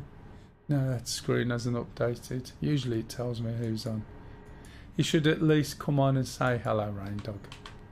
Sometimes I mention you when you're not here as well. Not sure whether you necessarily hear that. Okay, we're going to put the voice on. Yeah, I've been up for one, and no, that's fine. I've been up for one before off an instructor who was a customer, and he took me up and then gave me the cyclic, and I did your classic, as I said, Bucking Bronco, which is how I learned to fly better in this, to be honest, and it was quite good, made a difference. Okay, so both engines are up now. So what I'm going to do is we're going to look down and we're just going to move the throttles up. We're going to try and move the throttles up. I was on the wrong page there. Canyon carving. It's like he did a bloody auto rotation, think he'd shit me up, he did, but he didn't. And it was spot on. And he said, oh, I'm going to do this now, I'm going to do this. And you could see him looking. I said, yeah, okay, that sounds good. It was good. Hey, Nathan. Right, okay. So we got power up now. We didn't hear any messages again. So now we need to put the AC power on. We need to turn the nav system onto operation. We need to go around and switch on the INU, Inertial Navigation Unit, and then we need to wait 3 minutes for this to disappear. We know our heading is 300. We also know that the magnetic variance is 5.3. Because we haven't moved, it'll be the same as before. Let's go and find Pup. Assuming Pup's not dead. Are you dead, Pup? Oh, it's these trees. No, I'm coming into land. Oh, right, okay, I was going to come and see you. Oh, we got... Chatting much usually, just here say thanks for the chat. Oh, right, okay. Yeah, no worries, Nathan. If anyone's interested, although I'm not going to necessarily advertise it, MELL DCS. If you look that up on YouTube, you'll see a 4K version. And you'll see what I'm seeing. And it looks absolutely stunning. It looks good enough on Twitch, but in 4K it does look very, very good. I'll leave the stats on the bottom right hand side so you can see what's going on.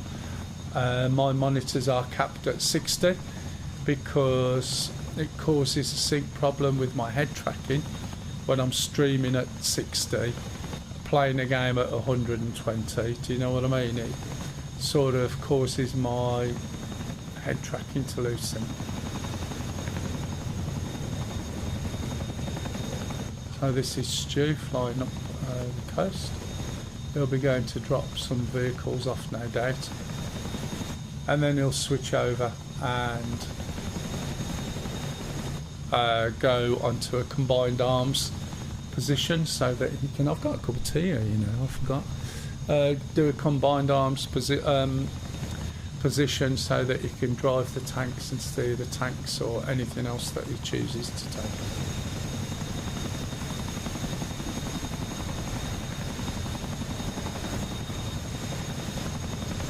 The sounds of that are absolutely brilliant. I'm not sure how it sounds in stream, but I use monitor speakers. I don't use headphones, as you saw, and the sound is always superb. Apart from the fact one speaker's broke a bit, but they've got that depth, and you know, with 8-inch subs on, and it really gives you that feel.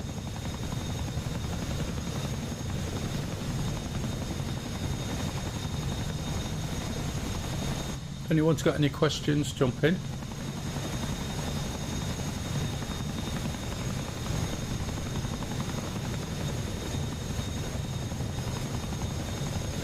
Just drinking my tea before Saggy Neggy tells me off if I don't drink it.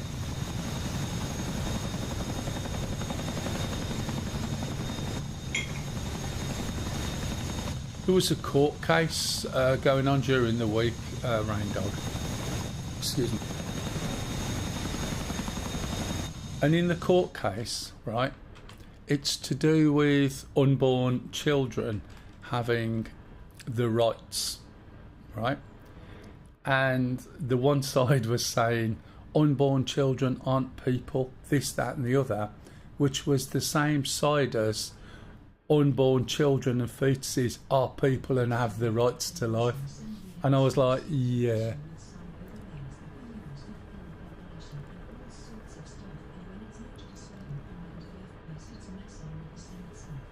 Oh yeah, it's just weird, isn't it? It's a pain in the ass. Okay, so that's gone now. You can see there's a discrepancy between where the trim is set and the navigation. I'm heading, according to the system, just around about 290, but my actual heading is 300. And this causes a major problem. And if I'm trying to point and the helicopter's turning towards where the target is, it'll be 10 degrees out. That's one problem. Causes all sorts of issues, so we're just going to change that. We're going to look down here. This is currently set to 5.3, so I'm just going to change it to 300. Not as good as last time where it went straight to 300, but hey, it was very fluky, as I explained. And this is something that when this helicopter came out, caught a few people out, including myself. And then we just press this little manual heading select switch there. Remove this, we can see the image and bring it back. And then flick that back to 5.3, yes, Cock? What side would you like? What side of what? What cider would you like? Oh, cider! Yes. I thought you was talking Mitch was about asking me. not fruity bollocks. Not fruit.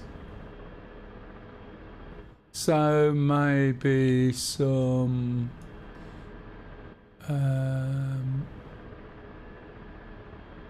Thatcher's is fine.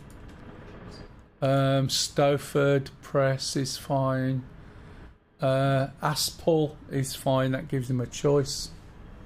Or I might just fancy cups of tea. I don't know. No, sure. Can you imagine? You get these AI things and they answer you back. Okay, you can see now that discrepancy's gone.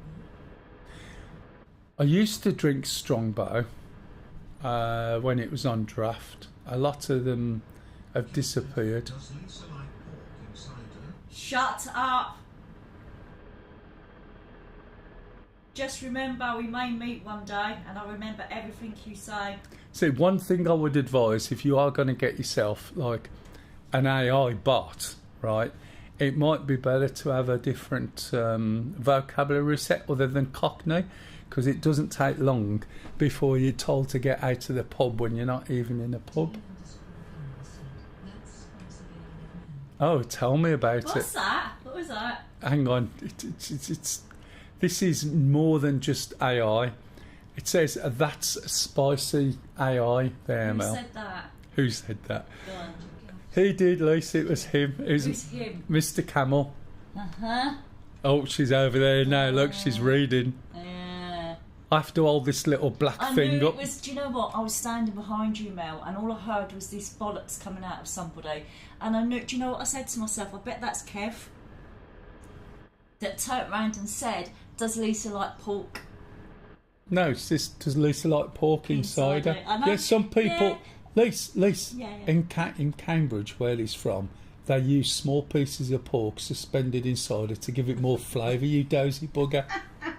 Didn't you know that? Yeah, but that's also a pun. Here to please. Love you, Kev. Yeah, so all I'd say is just get a different vocabulary, something a little bit softer. Maybe a different language.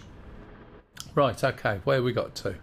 Right, done that, put that back. Okay, so there's we've put the AC generators on already, so everything's done. This is back to where it should be now, so we carry on starting the helicopter up. Good job, I've remembered where I am. Data link on, move this over to wingman, put the 3 lights on. Seat ejection system, fire extinguisher, turn round right shoulder. I'm going to put the L140 on, put the flare system or countermeasure system on, stop the APU, we no longer need that, and we no longer need the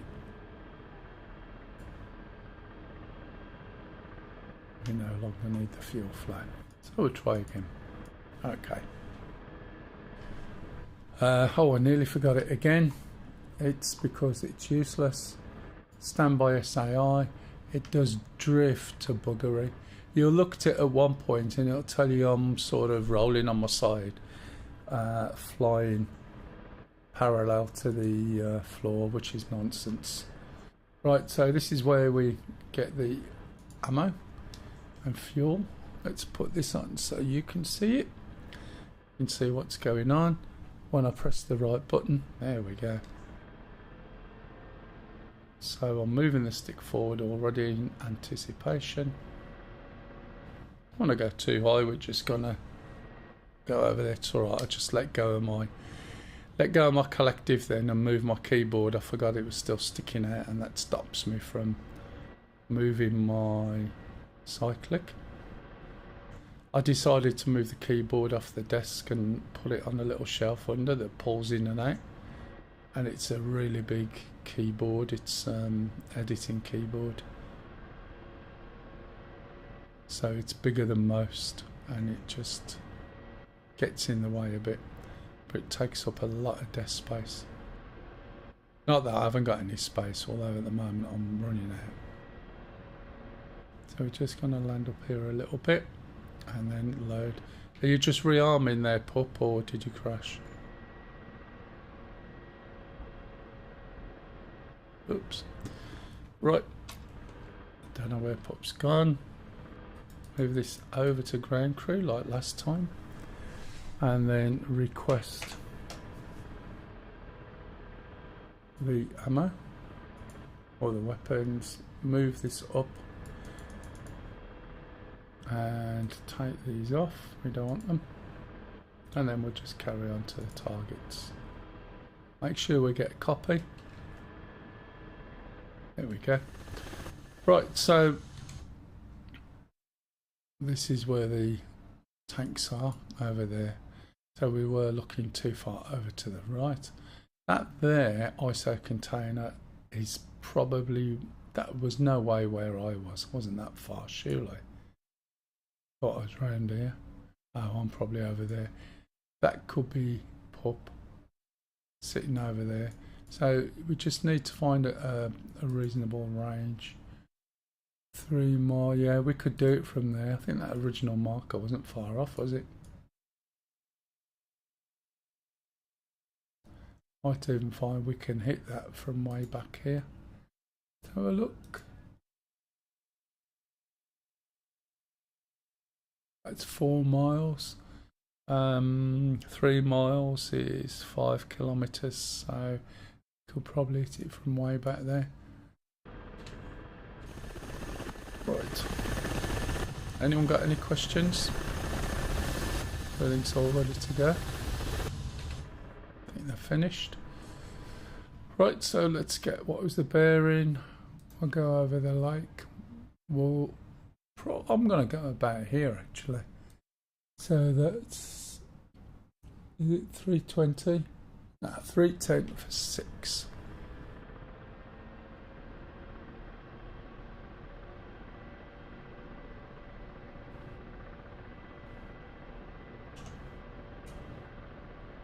When your gear comes up, you'll see. Let's on pause. Should see some red lights there. There you go. So you know your gear's up.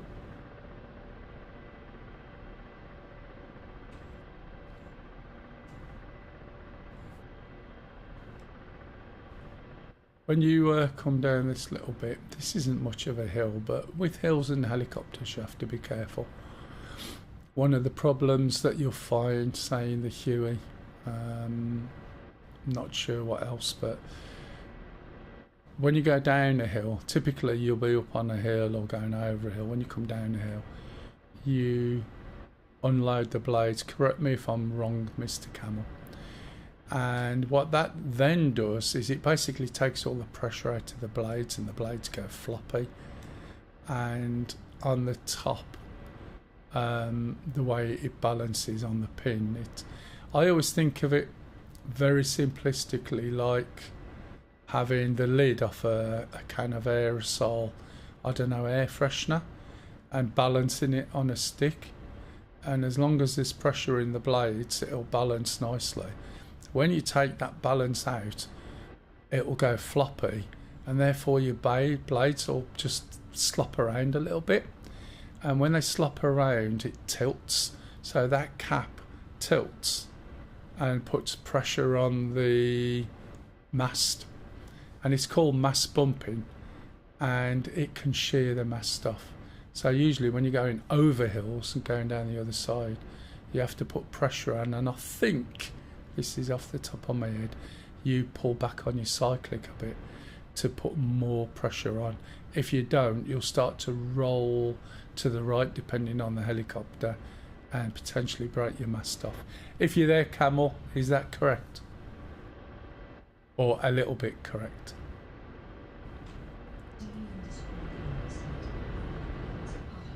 Yeah, there you go. Was my description sort of okay? That sort of effect.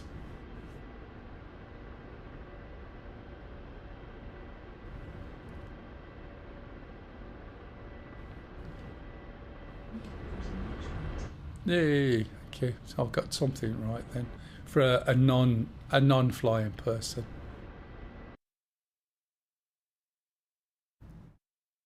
Right, I'm aiming for that green patch, which is probably this patch over there. Again, I'm not doing anything. Lise, she won't hear now. She's got a telly on. I should be able to get this Alexa up here to talk to the Alexa down there, but she's supposed to bring a cup of tea every time that she comes into the room, so I'll have to change that program a little bit, I think. That's probably going to be close enough. Start slowing down, probably get away with a little bit more height. If you're too close to those tanks, as you saw with me, although I didn't see it coming, it could see me more than I could see it. And some of those tanks have got a little guy who can shoot straight and sits there, aims at me and blows me up.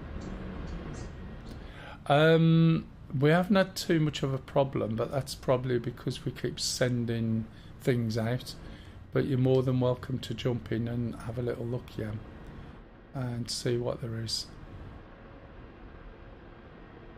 I'm not sure how he's done it, where if you've got air support, you end up with being attacked by more air things. It's definitely helicopters come over and attack you. Right, I'm just slowing down at the moment. Don't want to go down too fast, otherwise I'll hit a VRS, which I'll explain more about that one a little bit later.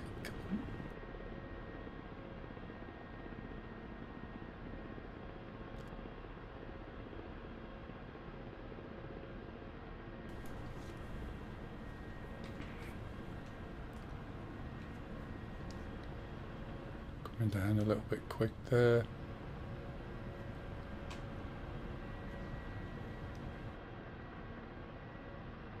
It's whinging a little bit. Soon you'll see the needle come back when we hit 50. There we go. Now I've got a really good point of reference for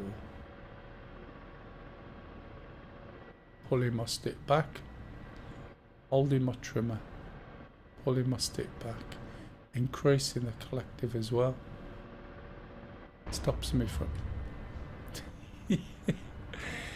I think I'm a lot closer than I thought there, pup, even though I stopped further forward.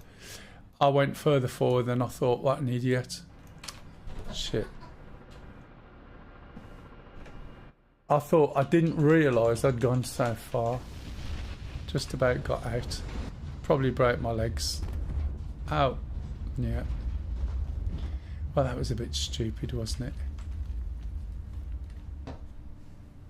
You can walk back to base now for that. Come on, off you go. Okay, so I honestly didn't realise I'd moved quite so far forward. I don't know what I was doing over there. I thought I was going over here. I wasn't paying attention. I was doing too much yakking. And that'll be a tank again, probably. Yep. Easy peasy, that's twice and I haven't shot a thing.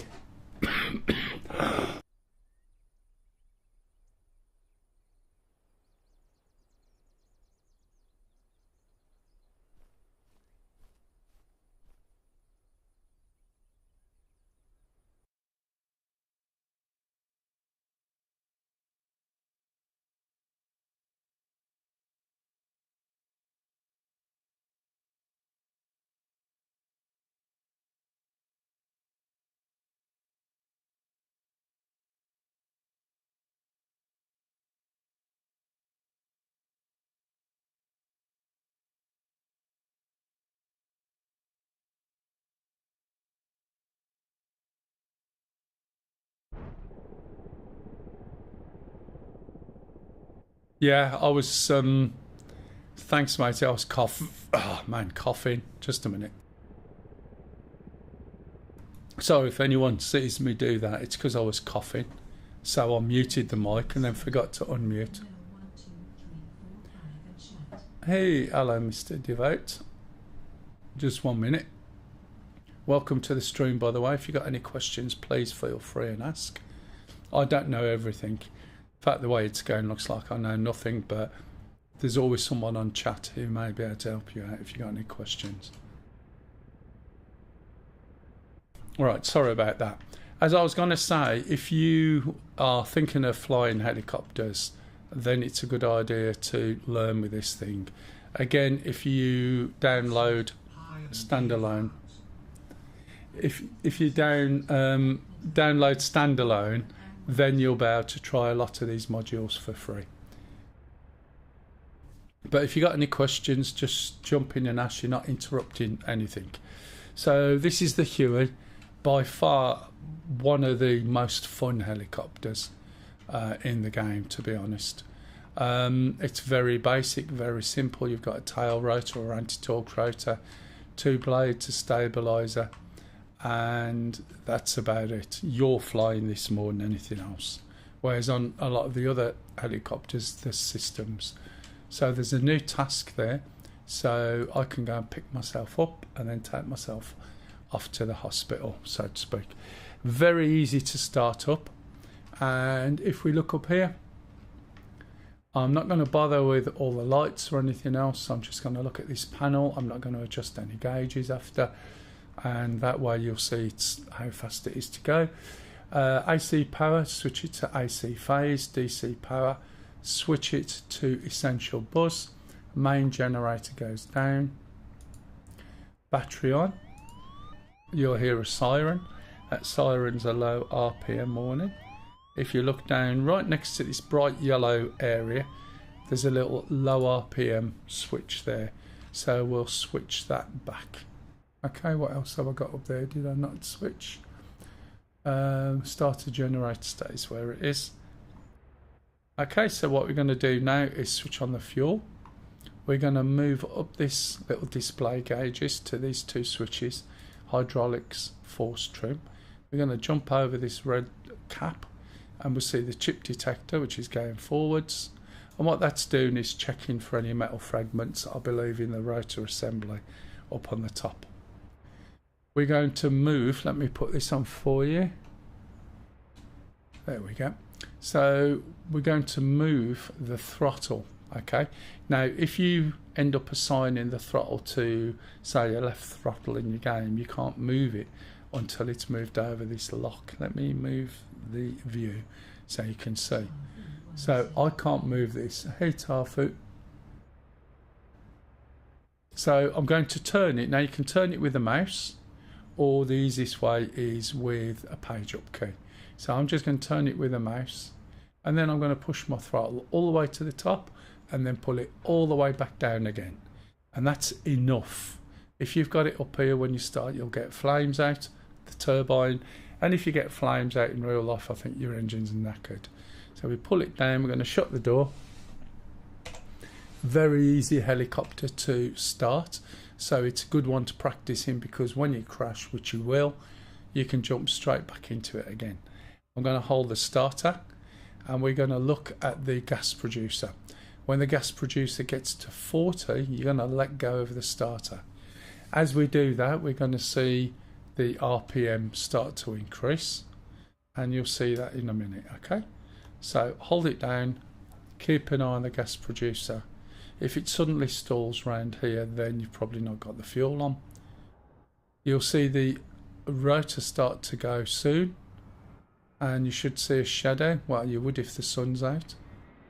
You should hear the engines increasing, and then let go at 40, and then wait. You can see the RPM is increasing, and that will go all the way to 40, and then it will stop. It's doing a little bit of jiggling.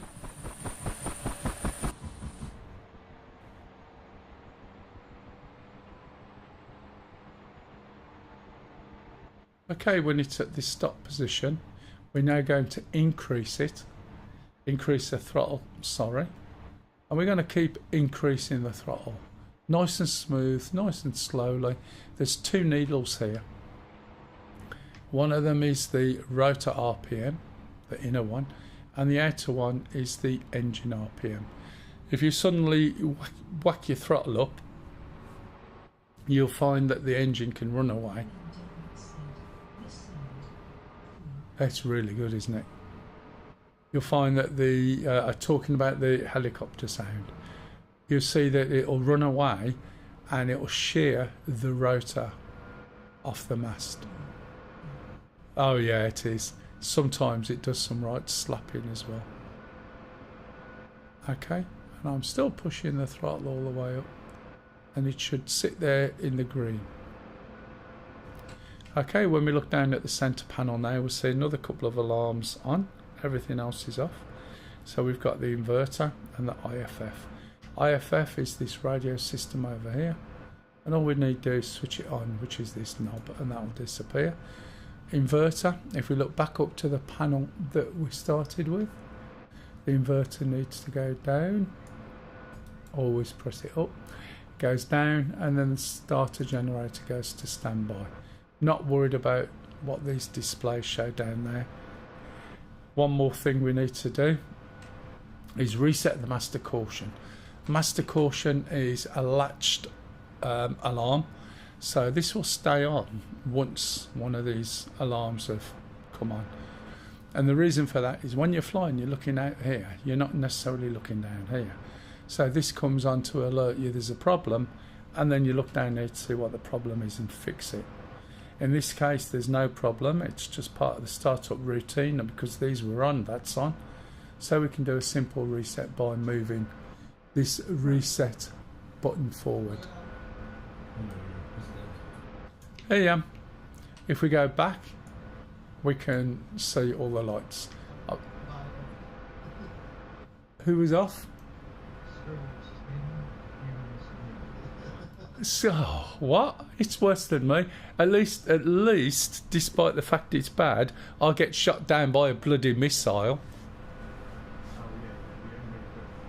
Yeah, well, the enemy don't have to bother, do they, if they got the squirrels on their side? As I described earlier, Pup, you hear this chuckling, you know the squirrels have got Pup with their big Pup magnet. So we can turn this radio on. We can put on 124, that's the channel we're normally on. But I don't think we've got the radio system set up. There's another radio switch there. And then there's another one over... Oh, I think it was there. You can actually talk on all these radios in game. Which one was it? Was it that one or switch on all that? Wasn't that, was it? It was that one, I think. Okay, right, so there we go. Now we can take weapons and gunners, but I'm not going to at the moment. When you take off in this for the first time, it's quite easy to get it in the air, but there's a couple of things you should be aware about. One is that you need to give it some left rudder, usually about a third of the way over, or maybe 30% of this bar to the left. Also, the helicopter by default is going to go forward, rotate to the right. Oh yeah, sorry, I'll do that. Thanks, Kev, I forgot. Rotate to the right and fall over. So as you take off, you want to be pulling the stick back into the left to counter it, okay? One thing I haven't done, which is what Kev's just mentioned, because I forgot, it's been a while since I've flown it, is align the compass. If you notice, the magnetic compass says I'm pointing north. Electronic compass. The magnetic compass says I'm pointing just over 30 or 300. So I need to align this with that. Sorry, mate, who was you talking to? I missed it. Was that Pup? No, it's Stu. Oh, Stu, yeah, he's there somewhere. He might not hear though, he's in Chinook, I think. So, what I'm going to do is use this little synchronising knob and turn until this matches that. What you've got to be aware of is there's a little window here with a circle in, and as I turn this, it's going to change from a circle to a cross. When it's a circle or a cross, this setting is wrong. So you turn it until it's half a circle and half across, and then you'll see that that is right with that. Just bear in mind that the one notch to the right here is one notch to the left there, look. So from this seated position, can you see how that changes a little bit closer? Which is parallax. So you just basically adjust this a little bit, and that's it. So this is a good rough measure, and then just keep an eye on there and there.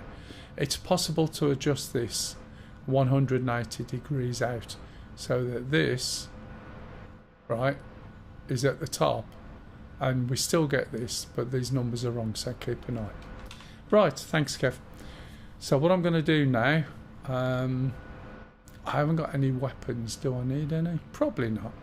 I'm going to push left and then move this back very gently.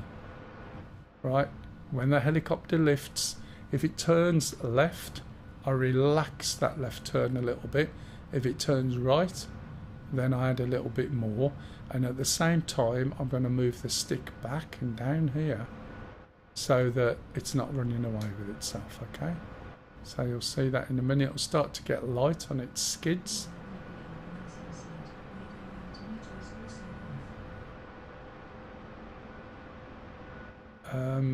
Oh, radar altimeter, yeah, sorry. I don't tend to use it until I'm slinging. I just literally fly visual, but there is a radar altimeter, and what that will do is tell you how high you are off the floor. I can show you, being as it's been mentioned. It's just when I'm flying with this, I don't even worry about the floor at all, really. I do it when I'm slinging because I'll have something underneath me.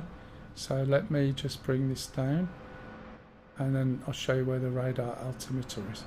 So if you look right the way up the back, okay, we're going to press this little, well, big button compared to everything else.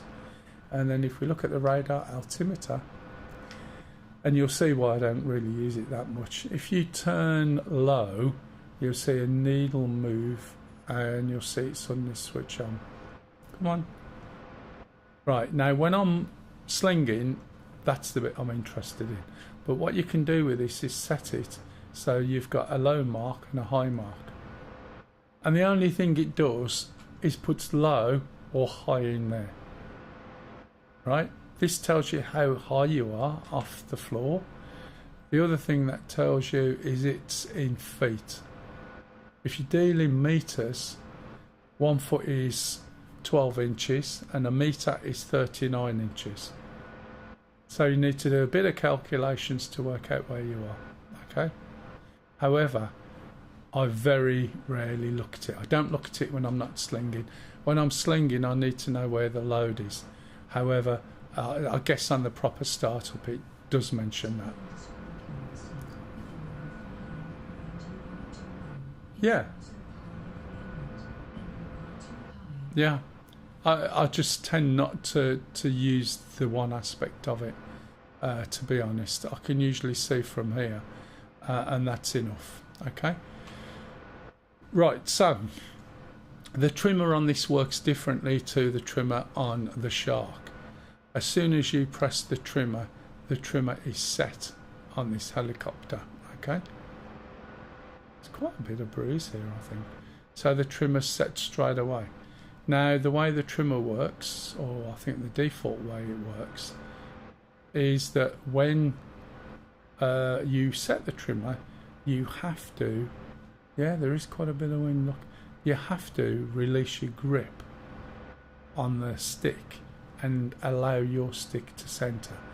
That's because the stick in the real helicopter will stay where it is. So, for instance, you can see where the stick is there. If I trim it and let go, right, you see it wobble. Now if I reset it, watch it jump back to the middle. So the stick in game will stay where it is, which is how it's supposed to. But because you've got a massive spring on your real life joystick, it wants to return to the middle. So the workaround, excuse me, I've got a cough.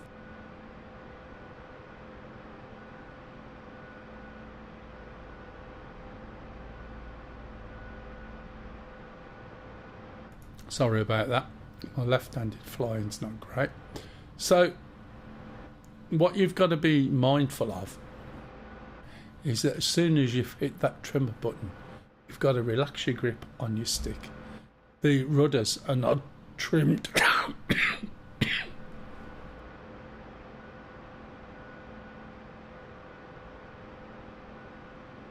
The rudders are not trimmed on the Huey at all in real life. There is a function you can switch on in the Huey that will trim the rudder, but really you don't need to.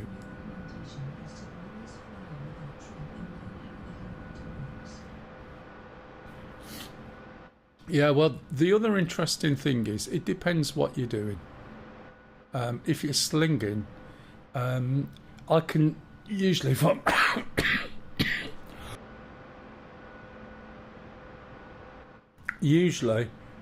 if I teach people the Huey, I can teach them and get them slinging on the first ever lesson. And what I'll do is show them how to set trim up in ground effect, and then when you go to sling, instead of slinging from, I don't know, 30 foot or so, you just go over the container and then use your trim point in ground effect to gently move the helicopter. As you can see, the helicopter can be really stable, but I'm moving all the time. I'm making tiny little adjustments, okay, and I'm compensating for the wind, the ground effect over the building that I've just caught and lost my tail rotor, okay, so that was something just fell off. Obviously we don't need it, and the way you do that, and it's something you won't get to understand right at the beginning, is there's lots of tiny micro movements. Yeah, there is. But have you noticed how it's not having any impact on my helicopter? I might have a skid missing. No? Oh, wait a minute. Skid. There you go. So, if you look at my stick, it doesn't look like it's moving, right? But watch the helicopter. Can you see the helicopters moving? And the way you move, and I can land, and I'll probably end up with losing my rotors, unless I've got a piece of concrete to land on. Let me just pop it here. I'm going to lean to the left end. There's a good chance my rotors will hit the floor, but I should be able to show you what I'm on about. So this is why this is as steady as it is, right? Let's just pop that there. Right. So the exaggerated version is when you adjust, if I'm drifting forward, Eileen, the Huey, yeah. If it's drifting forward, and this isn't going to work well with everything working, and I want it stopped, then I'm going to move my stick back and to the middle. Okay? Now, it's not back to the middle once. It's back, middle, back, middle, back, middle. And it's tiny, tiny little movements. This is exaggerated so you can see the movement. Okay?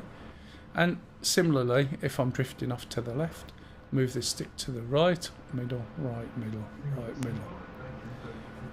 Now, if you're trying to get into a hover, right, never ever try it over grass and that. You'll get dust and it'll obscure your view. You want to do it on an airbase where the concrete floor has got horizontal and vertical lines, and that way you've got a point of reference. So you want to find out which way the wind's blowing, and we've got a windsock over there. The wind's blowing off from the right. Put your nose into the wind, because helicopters weather vane, which means they usually tend to turn to the wind. So if you've got wind, you can still get it to hover, like pretty damn good. And then you make adjustments. Now, if I lift up and get rid of any trim I've got at the moment, what I would do is I'd be hovering over my marks. I'd be trying to put my nose into the wind, and I'd start off and get it sort of fairly close, and then trim it, let go of my stick. Let's see where the helicopter goes. It's going to go backwards. So now I'm doing those adjustments that I was telling you about. Tiny little movements. And then when it just is slowing down, then I trim it again. Let go of my stick, see where it goes. Little bit left. Not much. Now the movements, as I said, are tiny. And yet I'm doing it. And that's why I showed you the exaggerated version. And this isn't a bad hover in the wind that we've got, to be fair. It's got a little bit of drift. But now that forms the centre point for my control. Okay? Let's see if I can turn around a little bit more to the left. And I'm catching my tail again on something. Probably a truck or something. Make sure you've got plenty of space. Okay, let's move over here a bit. The reason you don't do it over this sort of area is it's really difficult to get a point of reference. What was it? Oh, that vehicle.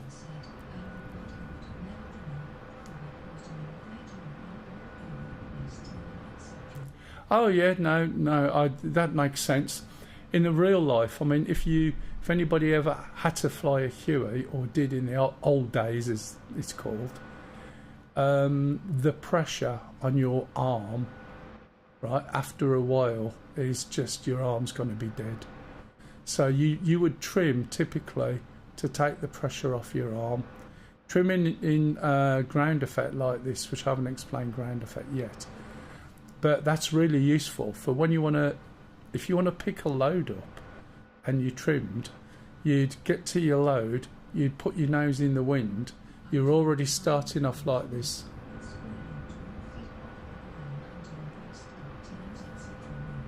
Oh no, you wouldn't want to do that. But as I said, in the old days, you're going to go and drop somebody off and you're going to fly for a half an hour first, and you're having to hold the stick in position. It's not like modern day helicopters, and we can't feel any sort of pressure on the stick really. But it's useful. You want to go and sling something now, all you're doing, right, you'll get yourself into a good hover, put your nose into the wind, and if I want to move over the load, I just do a little nudge, and again you won't see the stick barely move. I'll move forward, nudge back, hovering over the load, hit the button, and off we go, right? That's it. When you're moving forward, then basically you'll get to a point, and then you can move forward, and then you would trim your helicopter, and then if your other half's bought you a nice cup of tea, it'll give you a chance of making a nice cup of tea. Ground effect, which is something I mentioned, this is not the best place to do some of this, the ground's terrible, is when you are at a certain height over any solid object, whether that's a building, the floor, a ship, right, the roof, anything, the air which is pulled down by your helicopter blades.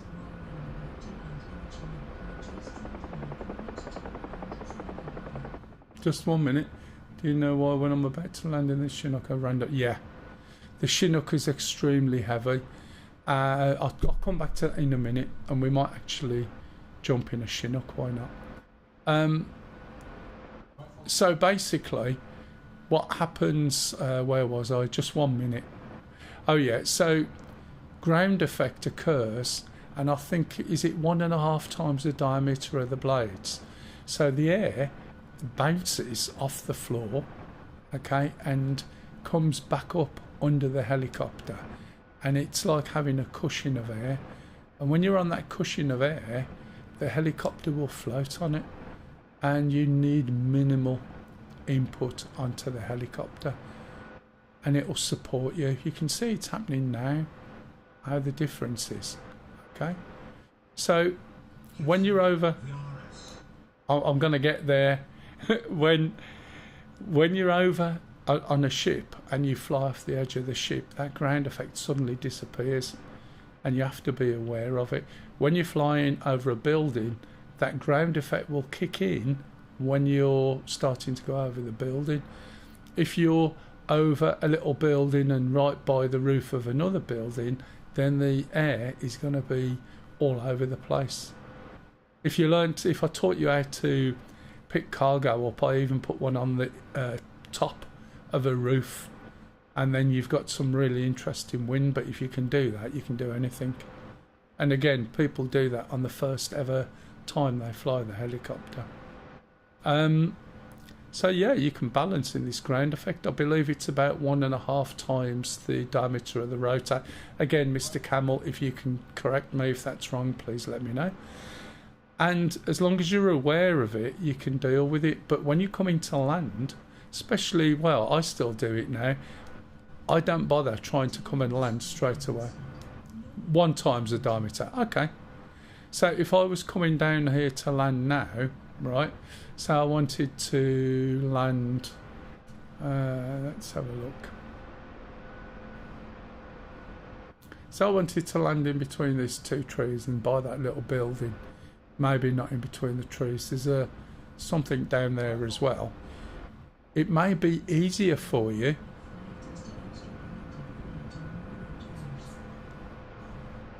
It may be easier then, rather than trying to come and land in that spot there, right, or in this little area, land close by first, well, without touching the floor. Just get down into ground effect and then manoeuvre your helicopter into the location you want.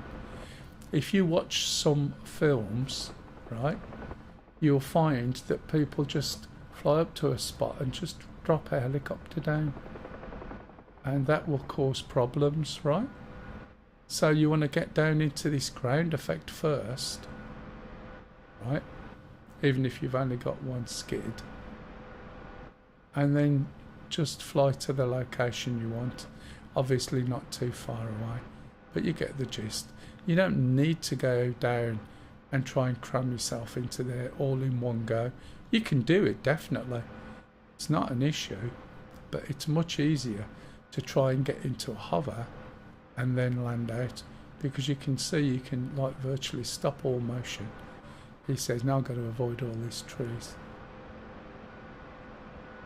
The other thing is, and I'm going to say this and you're going to laugh, is it's always a good idea to practice with lots of obstacles so that you know, right, how wide, where you can move to, how far back your tail is, where your tail rotor is.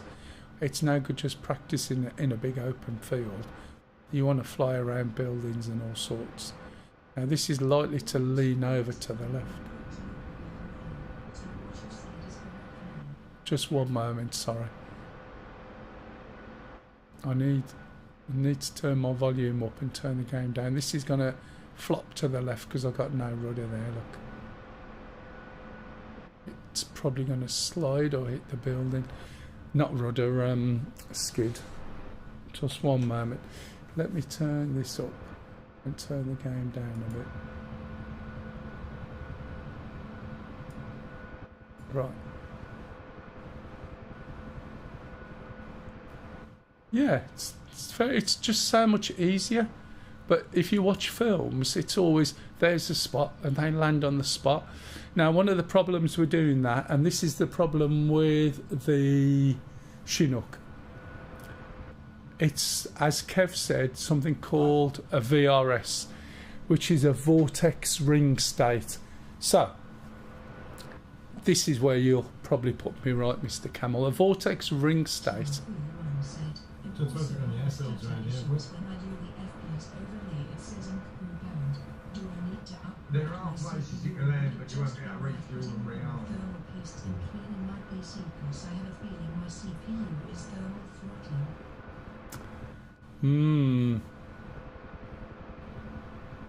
When you do the FPS I'm not overlay. Sure capture Right.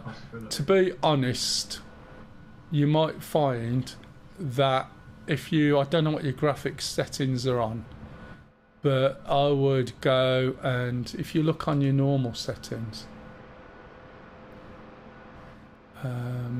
you've got a lot of options and a lot of controls. So I would save what you've got currently. Here you go. All right. What problems you got? The keybinds are screwed again. Yeah, somebody else said that last time. Yeah, I think this is part of your problem, Tarful. What I would suggest is hit the low button, save your settings, hit the low button. Have you got the same problem?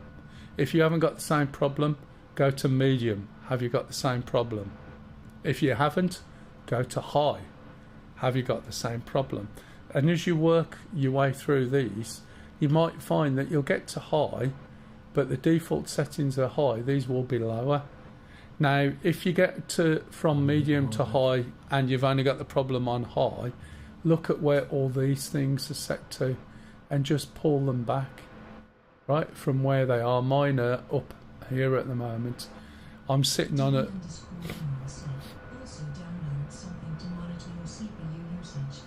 Yeah, I mean this here on the bottom right, I can add my well, you can see what my CPU is down on the bottom right and the temperatures for the graphics card.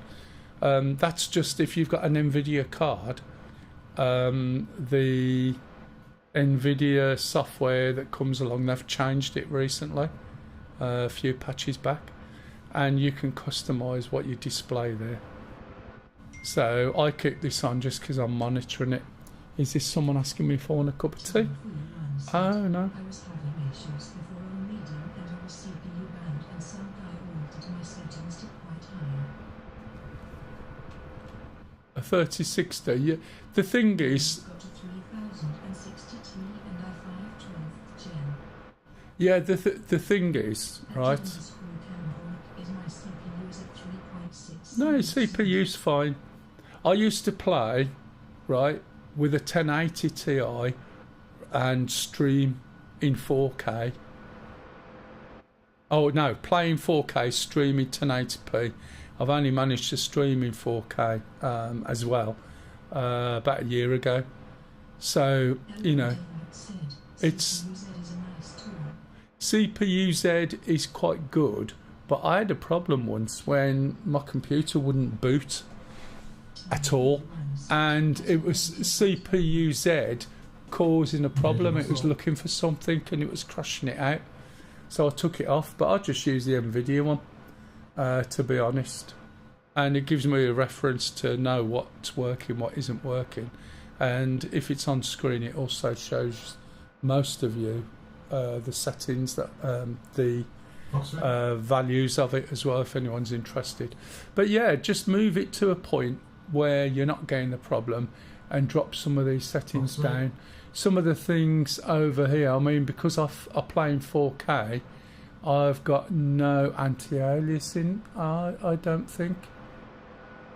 Motion blur should be off, definitely. There's a few other little things. Look, flat shadows blur is off. Upscaling and all anti-aliasing is off there. Do you know what I mean? You just need to try and have a little look and see how you get on. Bear with me one moment. D_Campbell said, at Tafu 1 Intel have a touch max of 95 degrees, so unless a CPU is almost hitting, then it won't be a CPU issue. Yeah.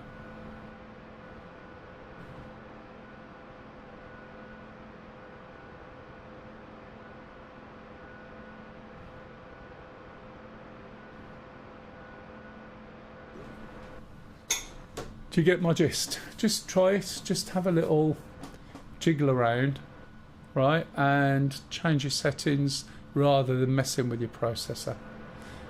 Yeah, VRS. Coming back to the question there. So as you start to come down, there was a good video that I used to use.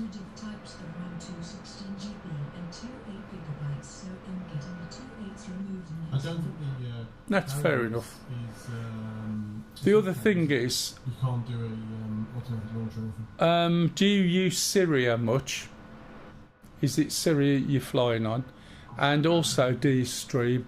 If you stream and use Syria and you've only got 32 gig, right, forget it.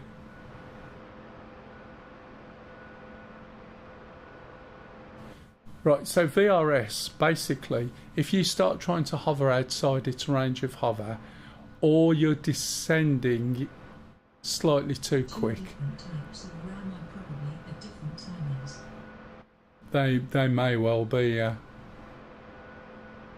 Or you're descending too quick, the air.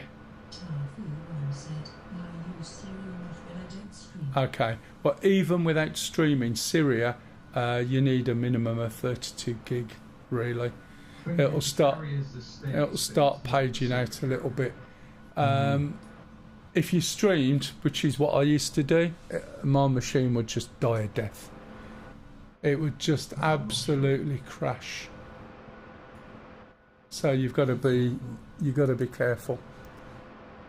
But yeah, ideally, if you can stretch to 64 gig of RAM, that should help. Not that you need 64, but if you can stretch to it. Yeah, you might find you're getting other issues. There's a if you're on Windows 11, there is a RAM test. It used to work really, really well, and you can fire it up, and then it'll switch out and fire up the memory test. And you want to run it and see what it does.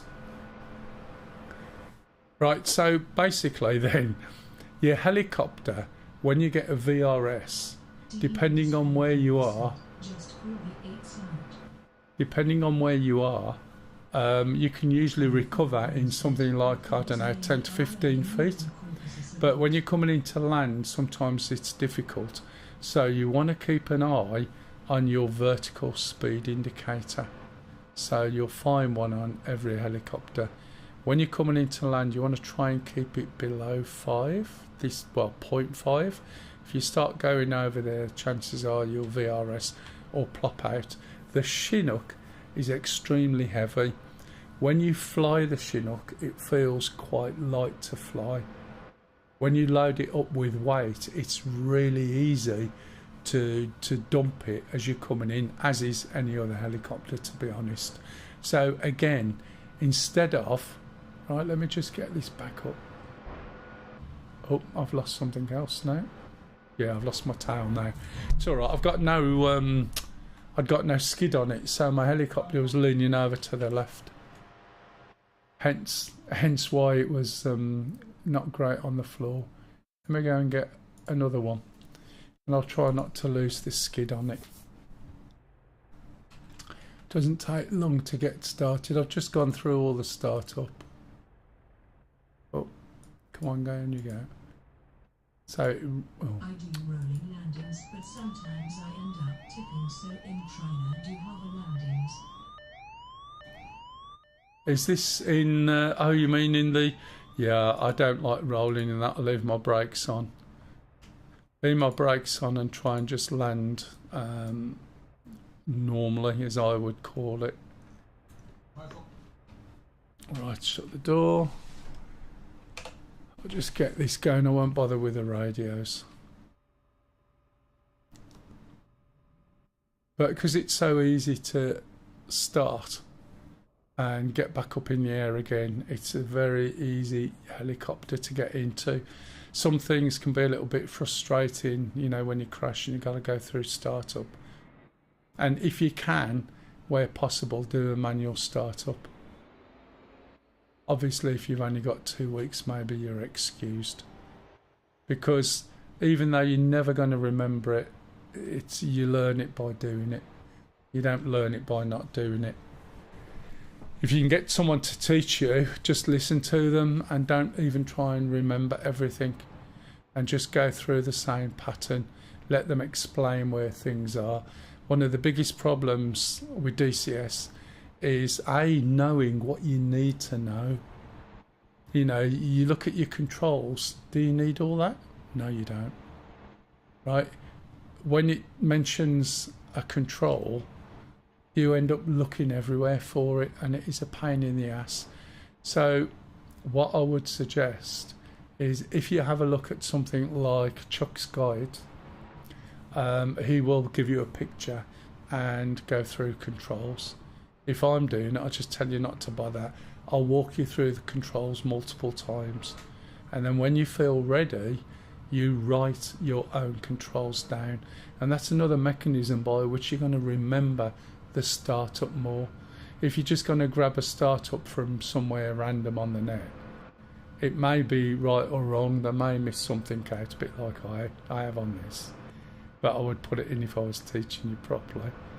And it's easier for you to remember. So it's like when you start an A10, you sort of get the gist of where to look, and when you make notes, you use nomenclature that sort of indicates where to look. So I would say this is the dash, over here is the left knee, down here is the left thigh, etc. And I'd just put LK for left knee, and it'd give me a way of looking in this right area for something. Do you see what I mean? Right, so let's put these on and we'll be back up again in no time. That needs to go down, that needs to go down, and that needs to be reset. And then we just need to make an adjustment. I've gone through this, by the way, earlier.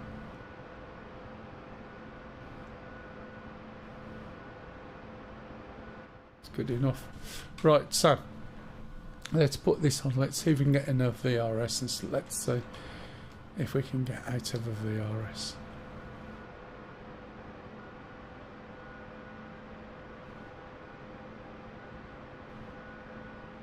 So usually with when you're flying the Chinook, you can keep it going nicely, and again it's that last little bit that gets you.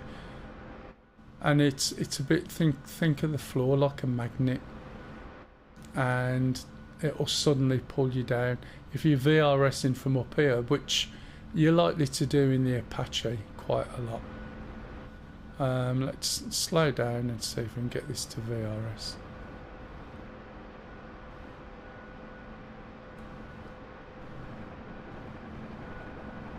Starts to shake like crazy. Is he going to go? Look, vertical speed indicators dropping. Is he going to drop all the way down? Probably hover. Either more. Let's drop the power a bit. Drop the collective. We'll see the needle start to drop. It's going down, and it's just going to drop to the floor. So this is one way you're in the air. Drop to the floor then. There we go. Right. So flatten your blades, nose down, pull your rotor back a bit, and I'm just increasing my collective, and you just come out of it. You can hear the slap of the blades now, look. Not quite slappy. When you lower to the floor, if you're really low, you won't have much chance, and I mean, you know, you're sort of just a few feet. So again, this is where you keep an eye on the vertical speed indicator. Now, an easy way of getting down relatively quick, you can just use turns. Just get ready, because sometimes if you handle this too rough, it will suddenly start squealing at you, and you know you're doing too much with it. We're going really quick, low down. I'm going to pull a turn quite sharp. See the speed dropping very quick. Now I'm increasing my collective a little bit, because I know that, you see where my vertical speed indicator is? But because I'm moving, that's not so bad. When I'm not moving, that would be a problem. Right, and I'm coming down, and now I'm going to just get into a little hover, rather than necessarily try and land straight on the floor. Steady the helicopter up, and then just gently put it down. Now when you're in the Chinook, which we can jump in that, it's usually just as you're coming in. If you've got 2 or 3 tanks on you, geez mate, it's really heavy. and you've just got to be aware you can't land like that. You can bring it down, you can kill your speed, you can move it slightly sideways and float along, but you've got to start pushing the collective up. If you keep going down with it and this drops down again, please Mr. Camel, put me right, if this is just dropping down too far and you're not catching it, then you're just going to VRS. The effect of it is there's the Vulchard method, even though you don't want to be learning the Vulchard method for this. If you look or just Google it, there's a brilliant video where the guy uses smoke and it shows you the airflow over the blades and the helicopter. When you hit a VRS, that airflow goes turbulent, so you start to drop. The automatic reaction is to push or increase your collective to give you more power, but that increases the turbulence and will drop you even faster.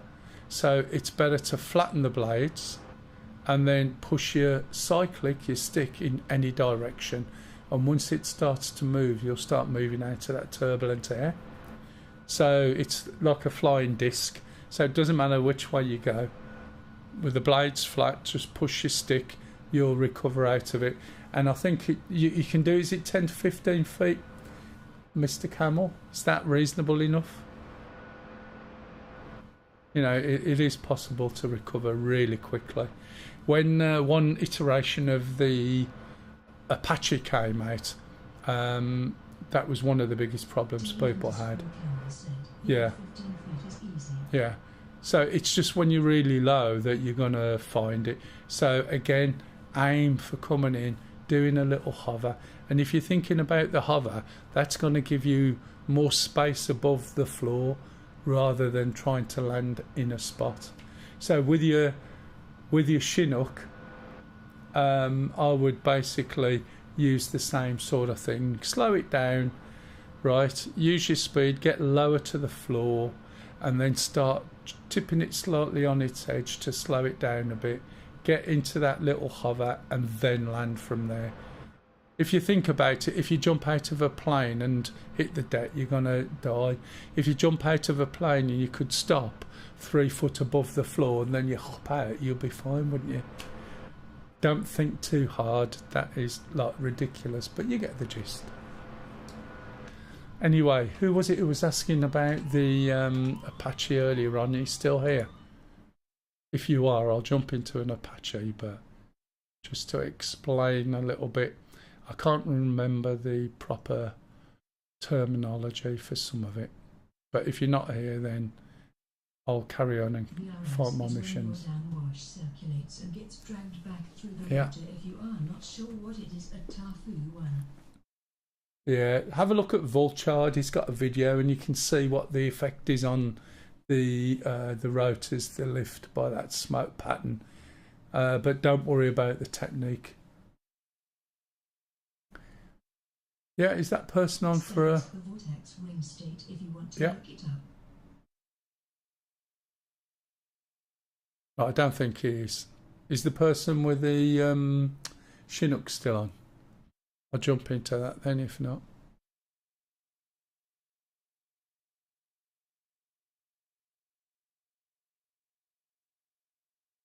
Sorry if you're on, who was it with the Chinook? That was Tafu, I believe. Was that you, Tarful? Tafu one said, at D_Camel. Well, from what I Yeah. understand, once I get to a certain point, I need to increase the collective instead. Just a little bit. Let me go and find one. I don't want to jump in stews. I'll fly it and then we'll see. I'll probably cock it up, but too laid back to, you know what I mean? Let's get this thing going. So the Chinook is, I'm going to say something here and I'd get shot. A stretched out shark. It's got two blades basically counter-rotating and they just overlap nicely. And they are incredibly loud. And I mean incredibly loud.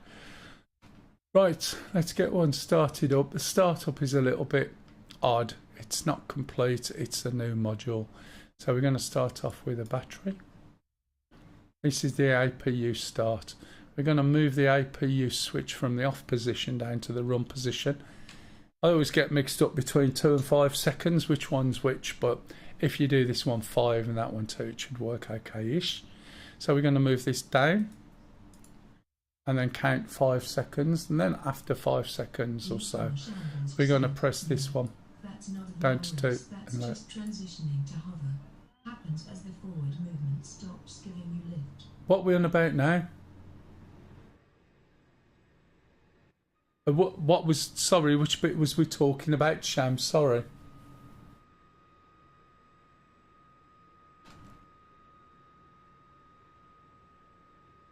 At Tafu 1, D Oh, Camel said, right. you shouldn't need to pull a huge amount No, of no, there's not lots. Then you're either coming in too hot Torah on the verge of the eyes. Yeah. If you're coming properly, you won't need to. But if you're coming down and you're dropping your collective, and you keep an eye on your vertical speed indicator, you should be able to see.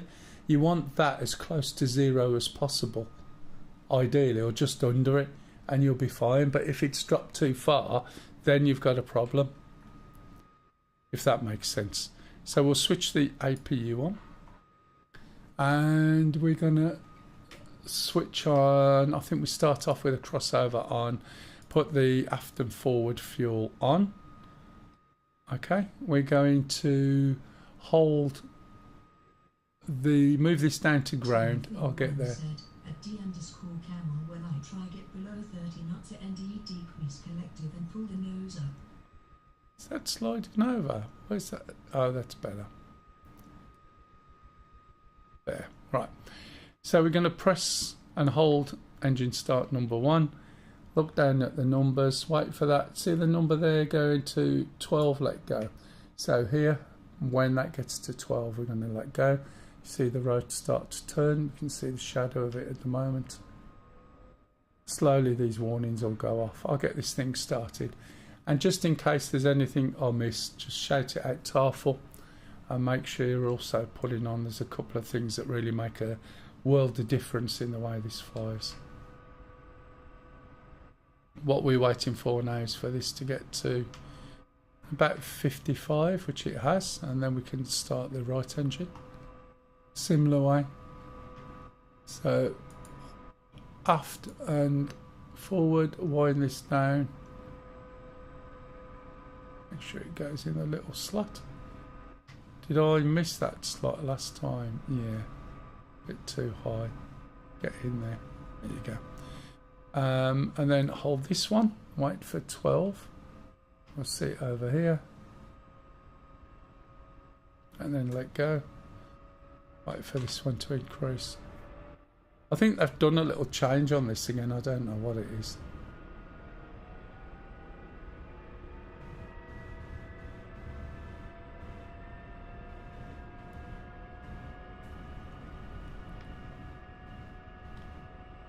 Should get up to about 56, and now I'm going to turn both engines on or up to flight. If the RPM going, gotta remember to put my backup power on.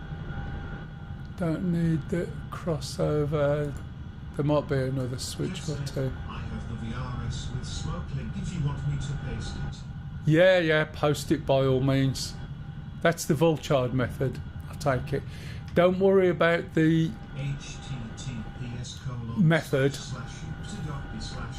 but if you look at the smoke that happens, right, and the smoke pattern around the blades and what it looks like when you've got a VRS, it makes it a little bit more understandable than throwing words around and trying to describe. Right, so I'm going to put generator 1 and 2 on. Okay, I don't need the APU anymore. Don't need the APU starter. If we come down here, we've got a couple of alarms still. So we're going to look here on this one by the knee. Switch the power on. Going to press the EGGY twice till it's on. If you only press it once, it won't come on. Going to press the RWR. You'll hear the woman chattering away, except for some reason that audio is quiet. Over here, to make the flying experience so much better, it's got an automatic trim, cyclic trim, and you leave this into auto and you move this to both, and you'll find this thing flies really, really easy. Okay. I've got some electronic countermeasures down here somewhere. Put them on arm, usually on bypass, and I think that's nearly as much as you can start. We've lost the alarms and the warnings. Switch that on, put an overlay on. There's a flight plan, I think that points to there. Either way, where is my vertical speed indicator on this? I can't even see it. Not the best thing to reference, is it? Right, so this thing will just take off. It just flies really, really nicely, but it's a helicopter, so it's going to be susceptible to VRS, as is the Shark, as is the Apache. So it just literally takes off. Look, that's it. Off it goes. Okay. But a lot of this is practice and feel. Understanding why things happen is great, but doing it is just feel. So this flies like most other helicopters. It's extremely big. It's extremely heavy. It's got an automatic. If you do a turn, when you're travelling, I can't remember, is it over? Who's that down there on fire?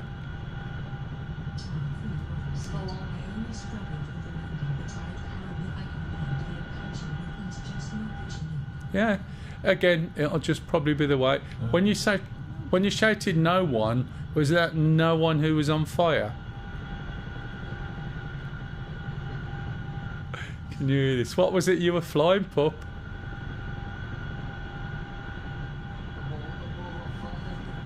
Ah, ball of fire. Hey, Glyn, how are you? Okay, so I want to land over there somewhere. Again, very similar technique. Let's slow down. Now, I don't know where the VRS is on this. As I said, a lot of it you just get through feel. So I'm slowing down. I'm aware that this is going to drop in a minute. It also does have a tendency to climb. Oh God, no. It does have a tendency to try when you slow down with banking. It's gone already, look. Look. Did you see that? I spotted that and I was like, whoop. I spotted that and it just dropped out the sky, and that's your problem, isn't it? And I think I just VRS'd it. Let me just fire it back up again, which won't take long. I'm easier with 3 tanks in it, I think.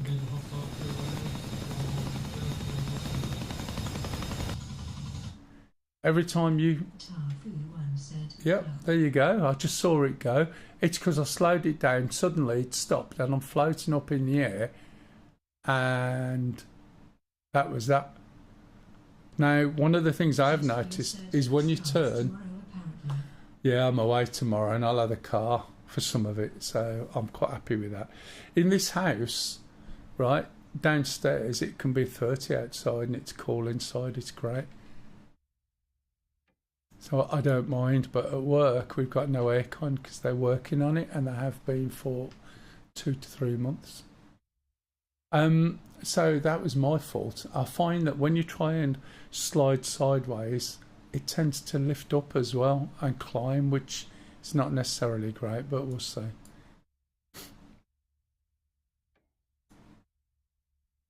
Okay, let go of that, see if this starts. I wish mine was like that. Could be 30 outside and 40 inside long. Yeah, fortunately it's not. But in the office, it could be 24 outside and 30 inside. We've got glass. I don't believe him, I lost him. Let's switch that off. Did that wrong, didn't I? What was that? There was a hostile about 20 miles in front of me and he's notched me and disappeared. Are you sure it's a hostile, not Charlie? Well, Charlie's going to get a lot of ring bells. D_Camel said, Mel, have you seen the Mintech Black Hawk that's been released for MSFS? I haven't, no. Oh, somebody released something they shouldn't have done.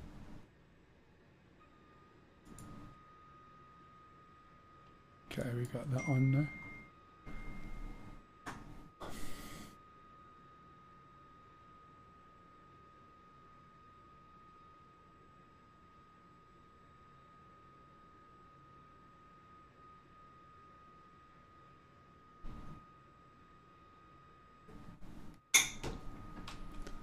Right, so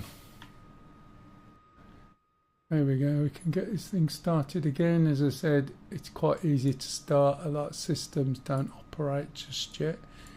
I tend not to get things when they're on pre-release. I like things fixed because, look, it makes it really difficult.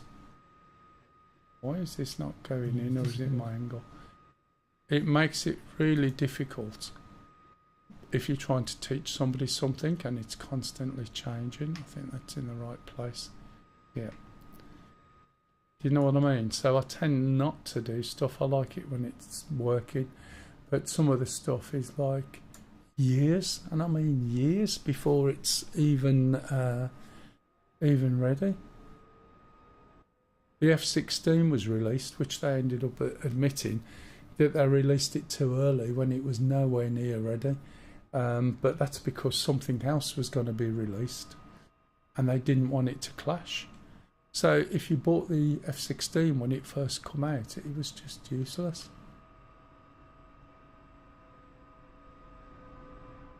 It's not even, I don't think it's out of pre-release yet. Don't think it's on full release. You can see what stuff I haven't flown for a while, can't you, as well? I haven't flown the Huey for a while.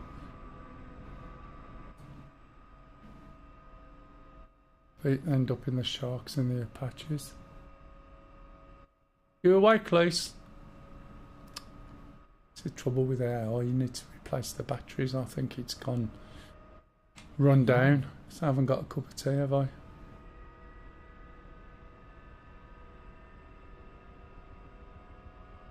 So yeah, definitely get lower than I was. Just watch, because it does try and kick you up, as I was talking about. And then I realised I'd actually stopped.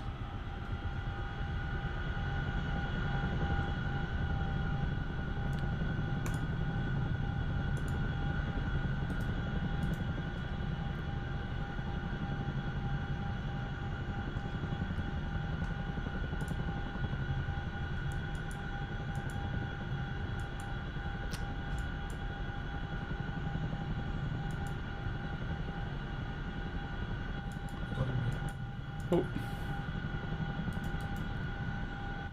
Wasn't Charlie then? No, it's definitely hostile.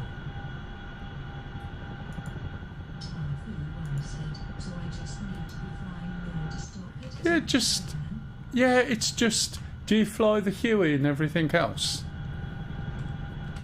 It's practice, right? And you're going to do it more often than not. I mean, like I did. But it's a feel. It's heavy. If you imagine, right, you've got a boat. Are you from the UK by any chance? Let me know if you're in the UK. Imagine you got an oil tanker, if you're not from the UK, and you're on the sea and you're travelling at, I don't know, 20 knots or 20 mile an hour, whatever it is, right?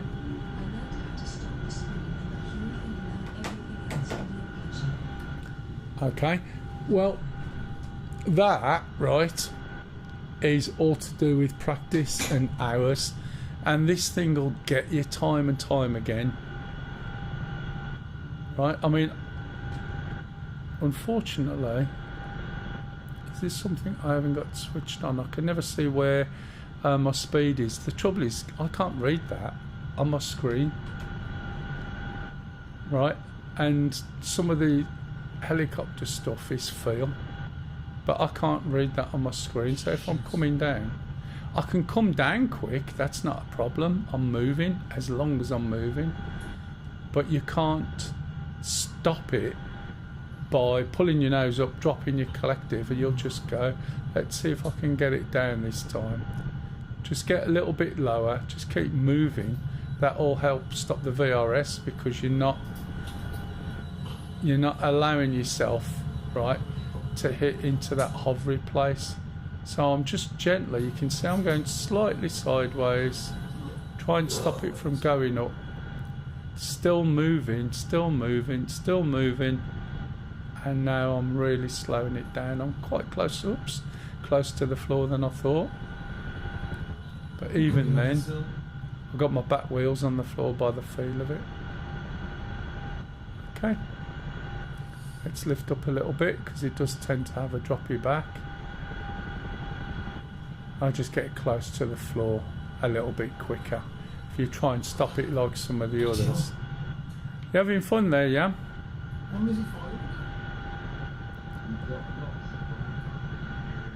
Let's go and land up here. So I don't want to get into a hover too early, too high. I'm just increasing my collective a little bit, pulling my nose up, slowing it down. And now I'm really low and I should just touch the floor. You know what? The ship's shooting you.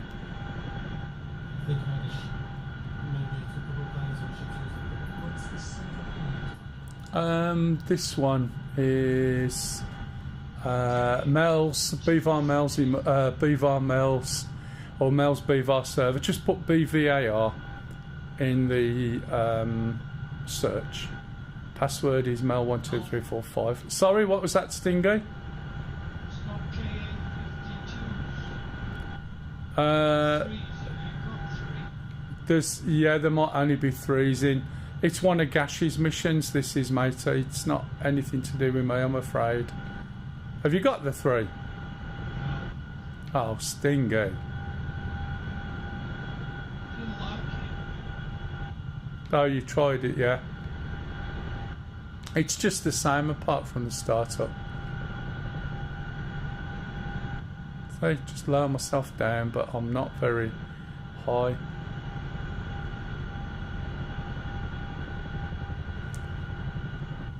And it's just practice, Tarful.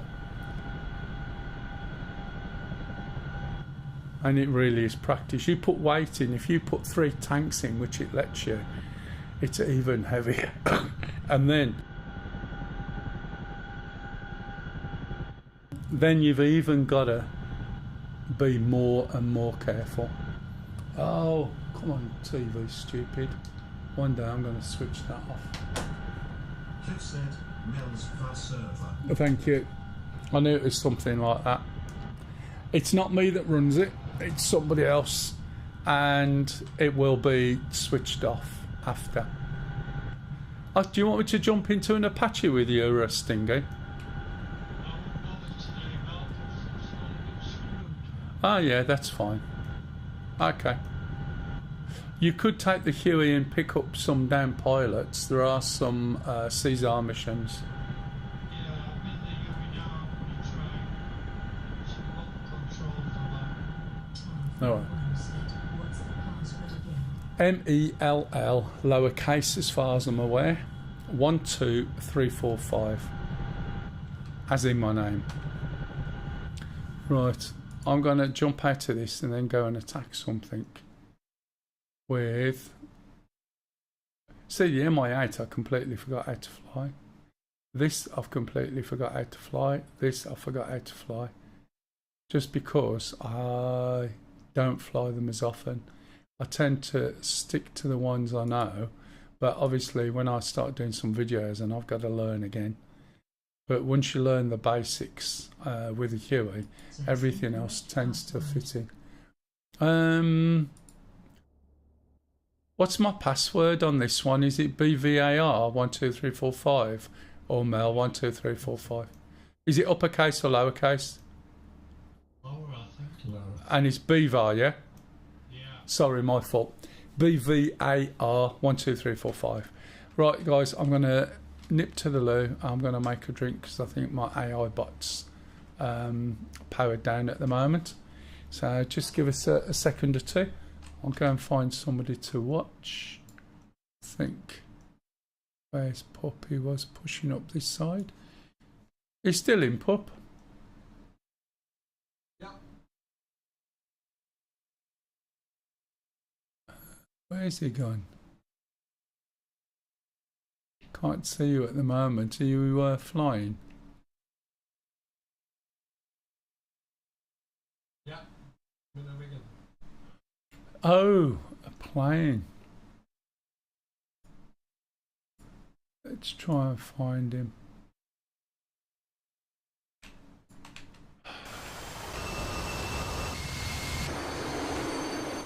There he is.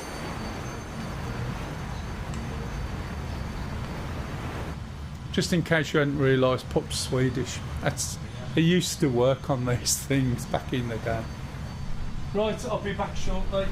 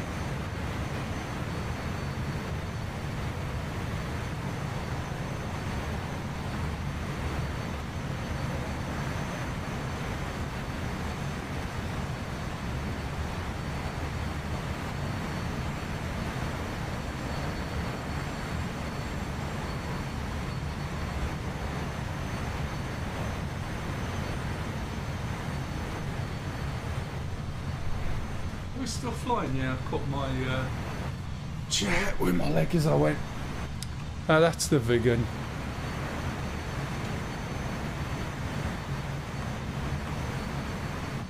Again, I've flown this as well. The amount of stuff. Oh, you got in again, Tarful? It's either lowercase or uppercase.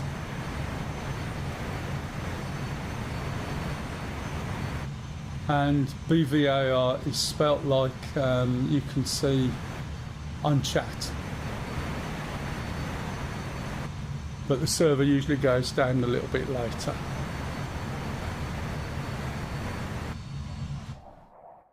Right, I've got the kettle on. I need some new rechargeable batteries for the AI bot because she was asleep or had powered off.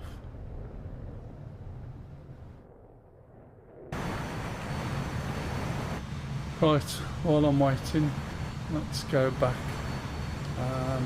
to my helicopter. Get this going. Sounds, oh, I don't know what it sounds like. Right, so batteries. Aircraft and hydraulics. Did you get all the tanks in the end, Pup? No. Okay. Forward after fuel. Fuel quantity, APU. Round to the left, make sure that light's on, which it was. Hold the start. Press the rotor brake. Wait for the APU to start. Did I forget to press that earlier? Probably.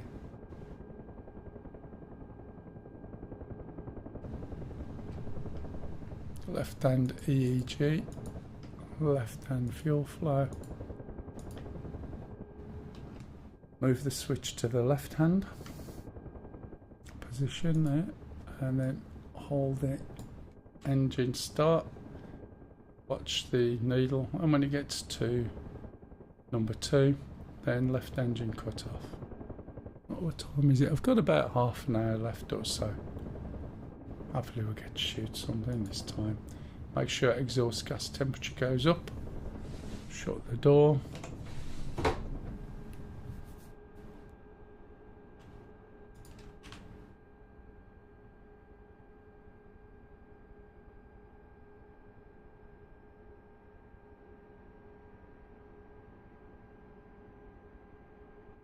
Once it's done, then we can start the right hand side engine. This thing as well, you can VRS. Have you got in at all, Tarful?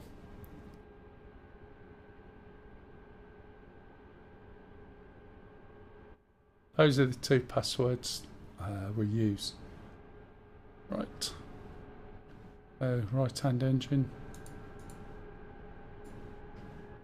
Right hand fuel valve. Yep, I have. Okay, excellent. Right hand position. Start. Keep an eye on the numbers. Over here we're looking on the right hand side.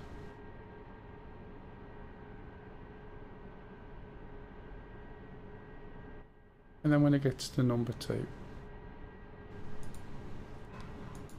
then we can switch that on, make sure the exhaust gas temperature goes up.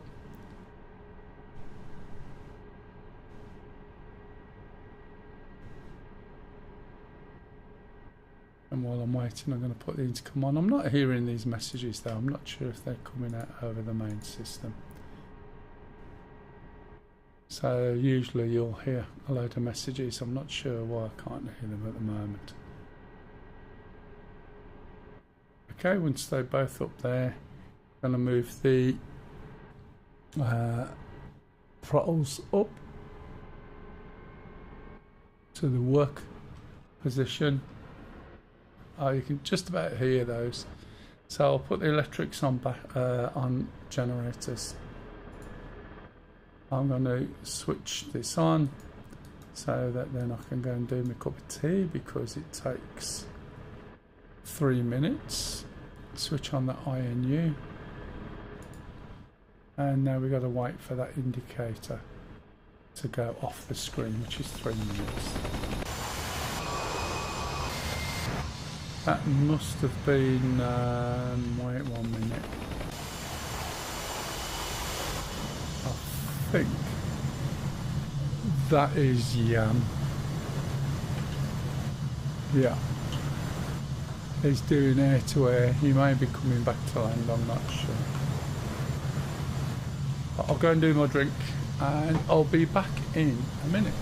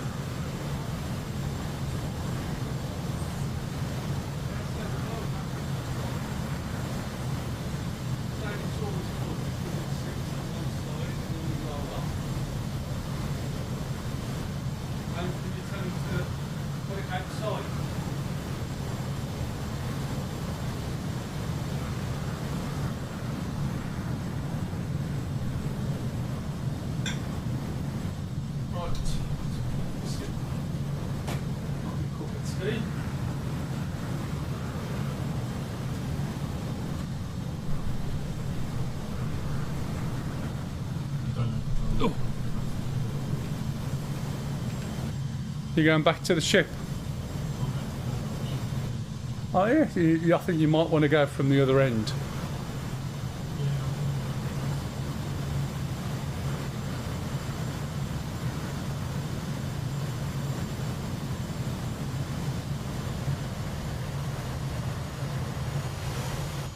What do you reckon? Hit missile maybe?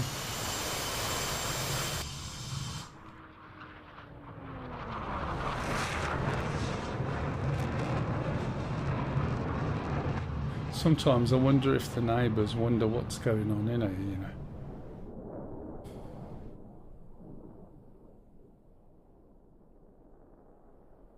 Lost the view from me, there he is. Twat.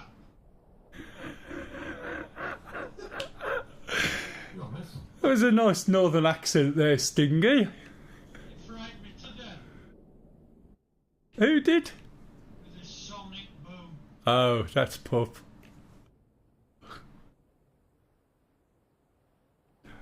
Pup, you shouldn't be doing this to some people. Do you know what I mean? You give them a heart attack. Oh, Lisa says, "Are you, Sting?"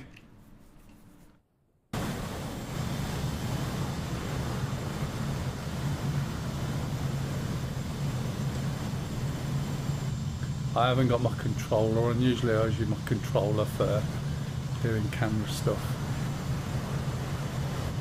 That's not the ship that we should be going on. That one is. What do you reckon?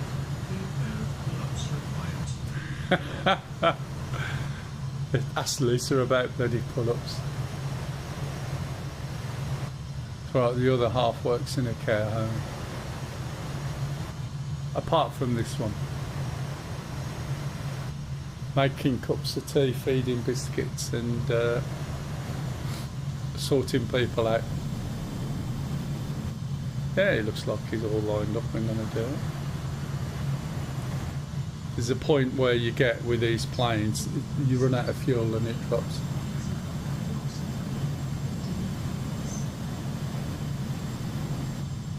You're on 15 FPS. Yeah, that's not good. Just drop your graphics down. Was it you earlier who was saying about the graphics? There we go. No worries, mate. Perfect. How much fuel you got? That's loads. That's good landing. Right, okay. So looking back at my helicopter, make sure it's pointing the same direction as the other one. Here the X-Files in the background. And it is pointing 300 degrees. Okay. So for those that were on earlier, adjustment is simple. That's set to 5, so we're going to flick it back to 300.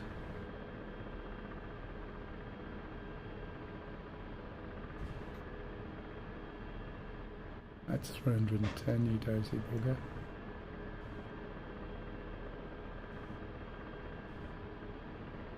Okay, we're going to press this down, back to middle, flick that back to 5.3, that wasn't a very good flick, try that.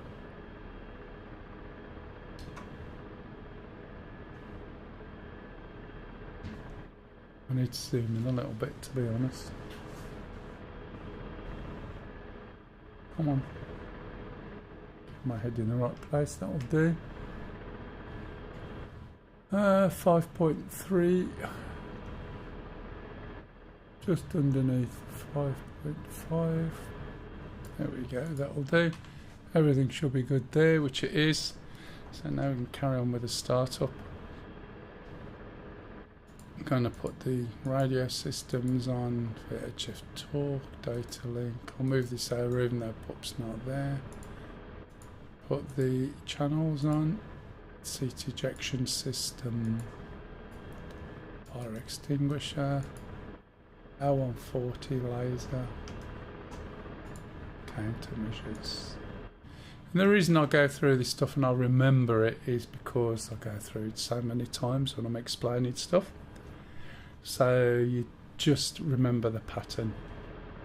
So if you're thinking, oh, I can't remember all of that, you get used to it. Sometimes, even if you're by yourself, you know, say it out loud. Again, it's another way of embedding something into your memory. And it's repetition. Repetition is great for learning things. Right, okay, there we go. Let's pop over there, or let's change this.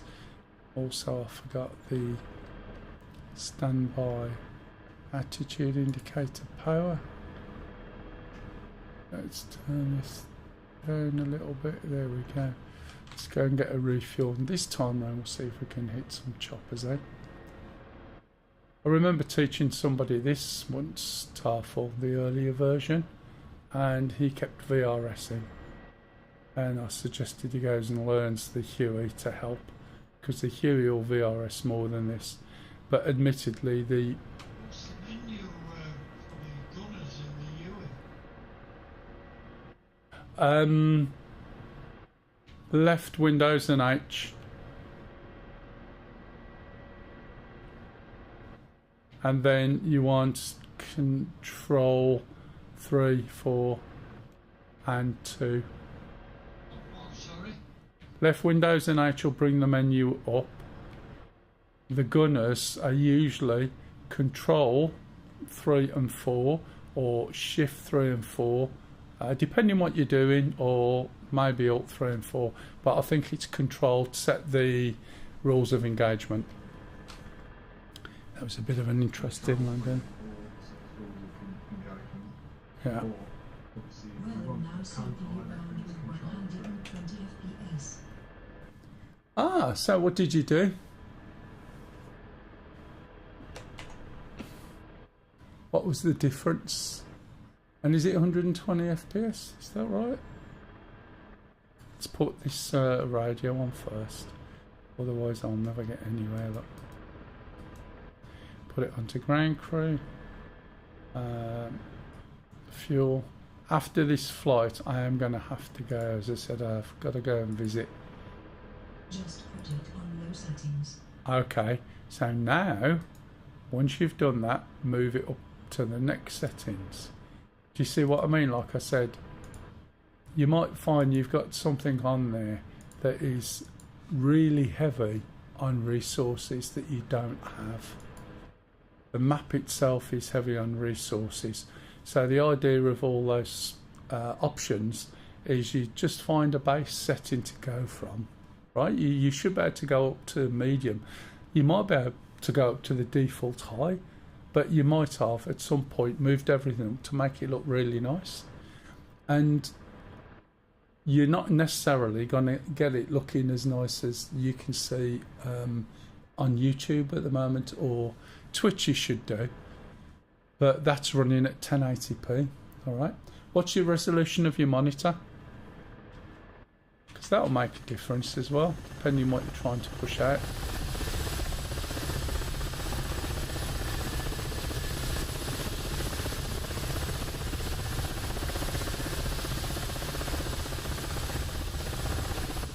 Okay, you can see the weight there as it drops onto the pylons.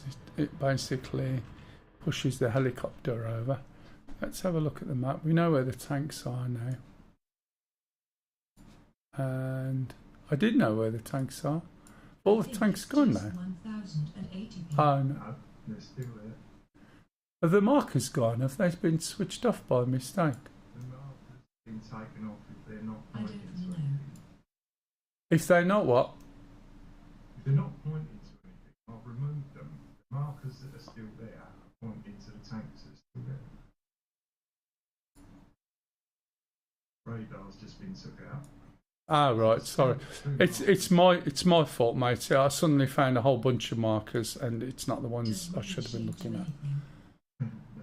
Reshade. Nah. Let me show you something. As far as reshade goes, right? Your default gamma on this game is 2.2. When it's on 2.2, right, some of your colours, especially on some maps, look washed out. It's not so bad here, right, but on some maps it looks washed out.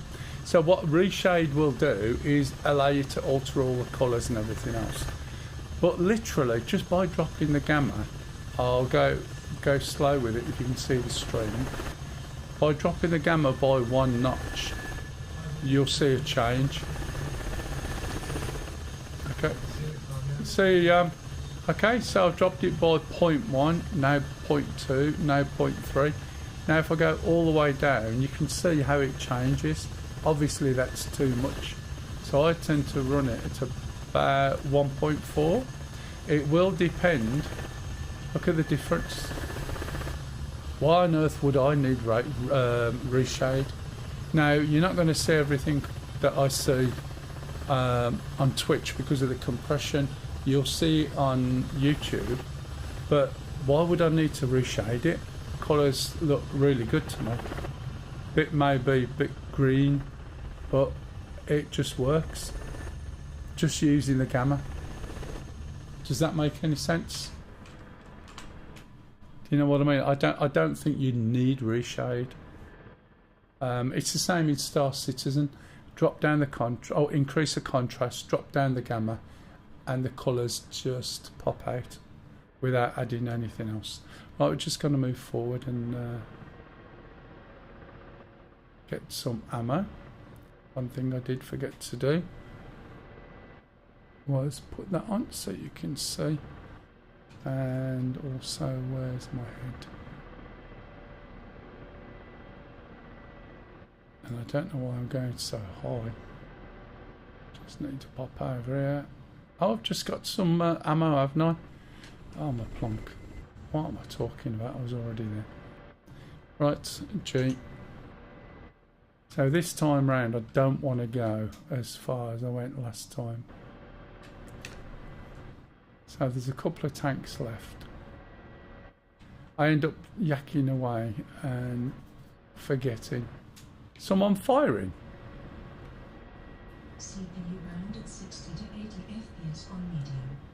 Okay, so on medium, is 60 to 80 good enough for you? And if you get into 60, oh shit. If you get into 60 to 80.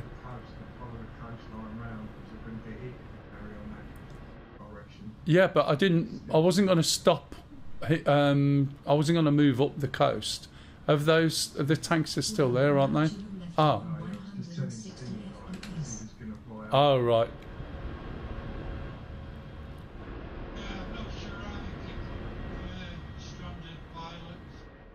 When you get near the pilot, it'll give you directions to the pilot from any angle.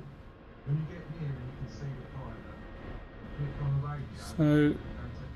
So when somebody moved out the area, Start recovery. is that what you're saying?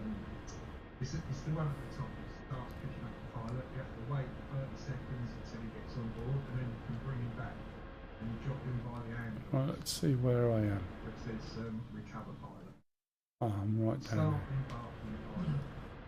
And then recover pilot. Yeah, you will find on multiplayer. It starts adding lots of resources. But yeah, just get your settings, and then when you're on settings that are acceptable, then just move sliders, but don't move lots. And also look at what you've got. Is that going to be enough? And if it's enough, then don't try and make it do more than is necessary. Too low. I don't know whether it's a river or a stream. Follow the stream. Okay. Follow the stream, or you can go a little bit further past the next row of trees, stick close to the village and stay low because there's that other enemy further north. But this way you'll be below the range of the tanks that are parked in the woods. I can start walking the pilots in your direction. Really difficult to see, isn't it? But that might put off the direction finder, so I'll leave them without. Yeah, just Is that the... Bear left now and collar it in. Is it giving you the directions to the pilot? Can't get the bloody manual. Which menu you after, matey? The F10 menu. Yeah. Use right alt and the key, and it should pop up.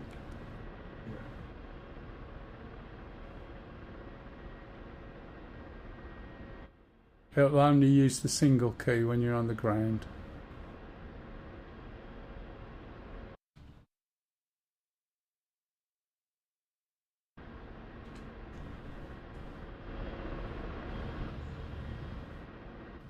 Anyway, as I said, this will be my last flight.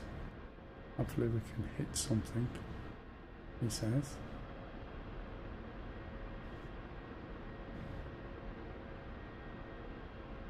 I need to go turn it off. I've got an idea. I'll jump in the co-pilot so you steer me and I can build a direction properly. Who's just dropped some off? Is that you, is it? Oh, because I just saw a Caesar 4 Kev points. said, a staff who one tried deleting the contents of your DCS FXO and Metacheba's folders and restart. That's another. Quite often gives a marked Yeah. performance increase. That's another good point, actually, especially with the updates. People forget to do it. So again, like Star Citizen, get rid of your shaders, let them reinitialize. Yeah, it will work, Stingo, with right alt and the button when you're in the air. Or is it under other Yeah, go on that other. Caesar? That's it. And then request What's shooting? directions. Someone firing behind me, or have I got I got a helicopter up my ass? Then 9 o'clock. And it'll keep giving you directions until you get near it. but yeah, I've got a helicopter up my ass, and then I'll be out of it. Let's turn around.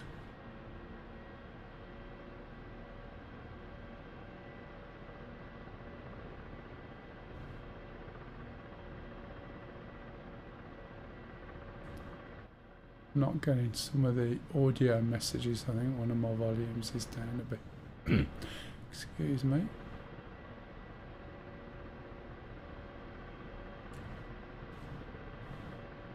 Right, where are we? Oh, probably close enough. Let's come down here.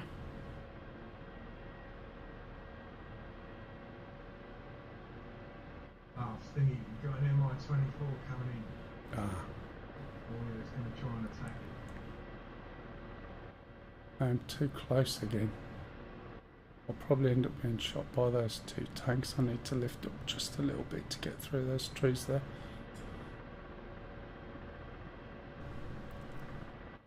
The other thing is, when you get some situations, you always want to try and not to do a mad, stupid, fast reaction if you can. Because it's then you're likely to get into trouble.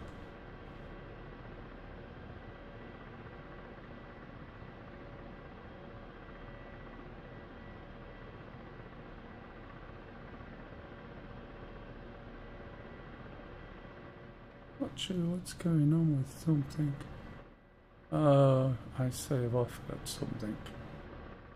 Oh no, there we go.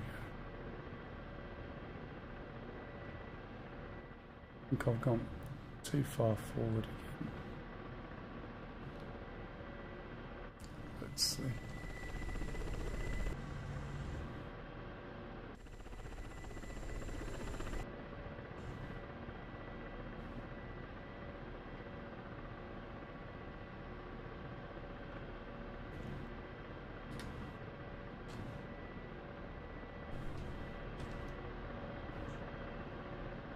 Weapon system on. Around, I'm drifting around a little bit. Yeah, I think I might have a chopper coming after me as well.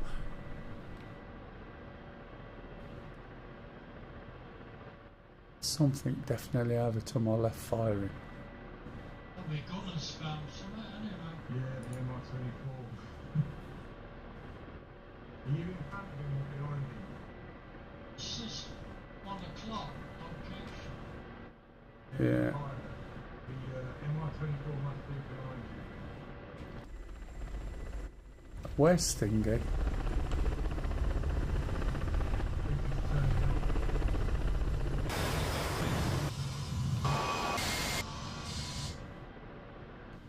Right, okay, so Kept saying 12 o'clock, 1 o'clock, 12 o'clock. that's where the tanks are.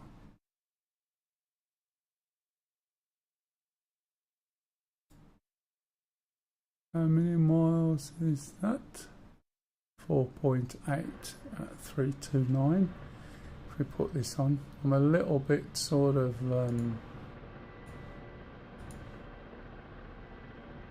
high. Have I got? Oh, wait a minute. That should be fine.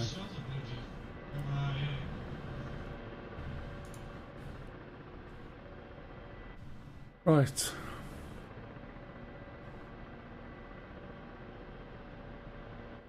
I'm just going to have a look in the distance and see if I can see them. And I might not be able to, but we'll see.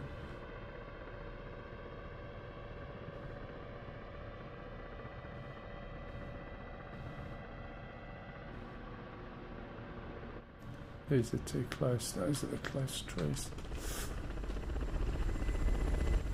Looking down there. I need to be looking over there. And can't see a lot. I've come back to the same position as before. RFL_Leox said, "Hello, I am French." Ah, hello. Where are you? Oh, right, you're on Twitch, yeah. Hiya, how are you? And welcome to the channel. You got any questions? I've probably only got about 20 minutes, then I'll have to go. I'm supposed to be going out today, driving down south. Currently flying in the Shark. Usually I fly on, or stream on a Sunday 10 till 2. Derford Switch said, "Hello, French and Dad."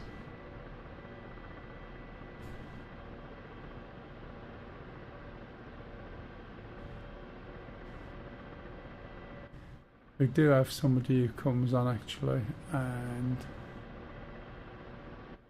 he's called Frenchie. Gotta try and find these bloody things. What distance have we got from here? 0.6. That's 0.6, and that's 20 odd. I think I might be in the wrong area.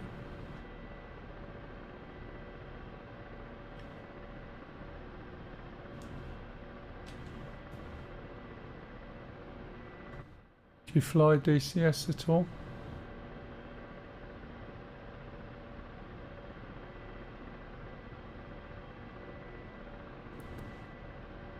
It's not great, we've got a hill there, look.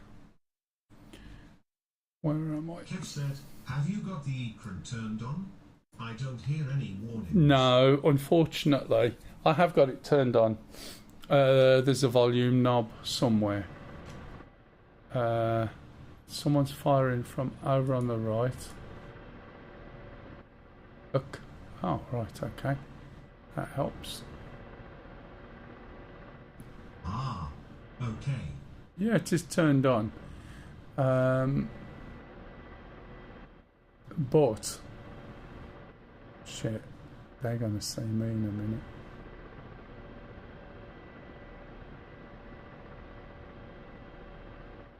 I am just sliding along too much. Why is this not turning properly? That's probably just me. Gotta be careful because that will have me in a minute.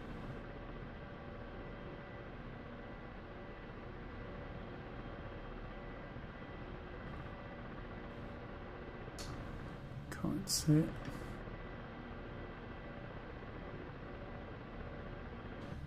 surprised it can't see me. Right, 15 kilometres away. There may be something down here as well. Is that, how far is that? 1.2. 5 kilometres, that's more like it.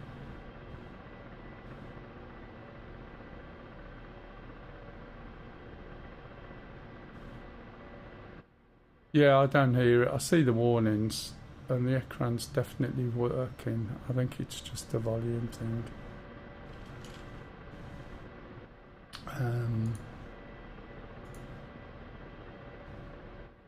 In cockpit music. Turn that up.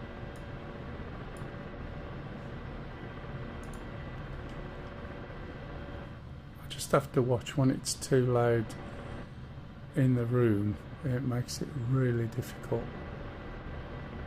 It's just too blasted.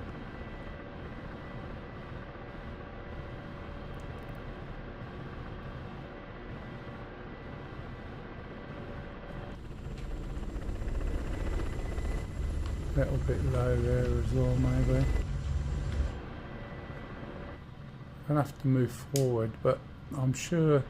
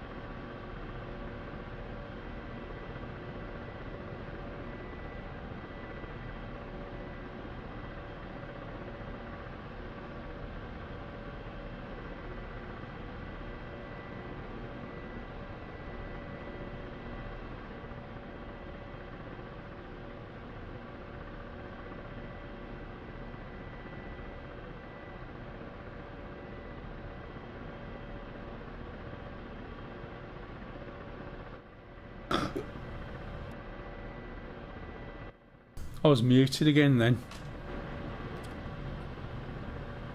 Let's have a look. I think they were around either there or round the back of there. This isn't going to get... Let's go up a bit. I think I'm going to end up shot before I end up with anything else at the moment. If anyone's got any questions, please ask. I won't be on much longer because, as I said, I really have to go. And streaming tomorrow goes with Star Citizen. I'm not sure when or if, so we'll just have to see. Fence. Oh. Hit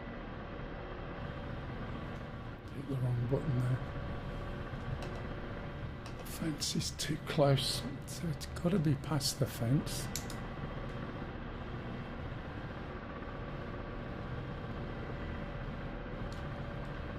Could be on that lot over there.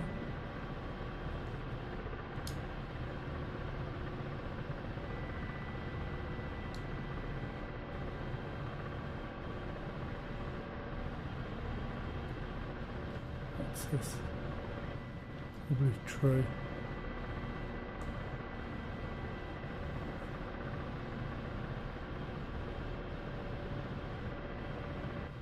This is where white hot and black hot really would have been good, to be honest.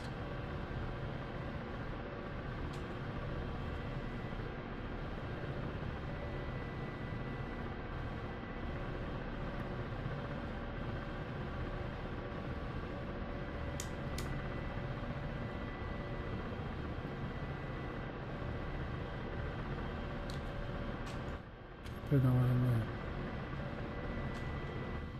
Alarms.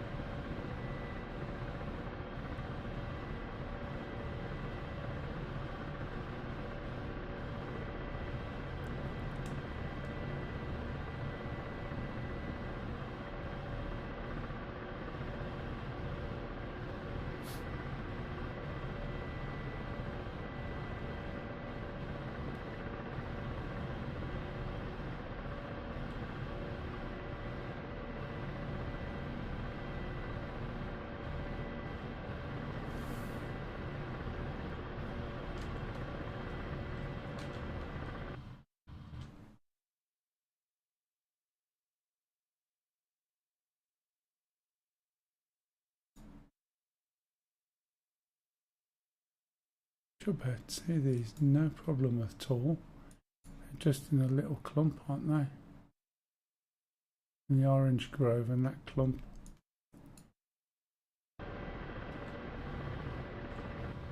Why am I getting warnings?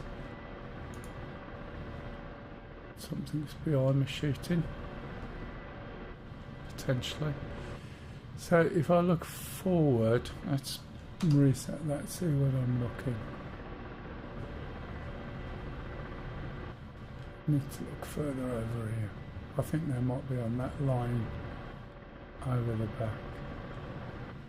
But that's telling me it's 15k away, and there's no way that's supposed to be 15k. See, that's 1.5.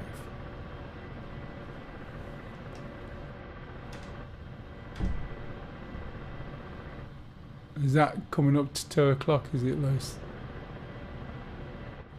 They've got to be over there somewhere, I reckon.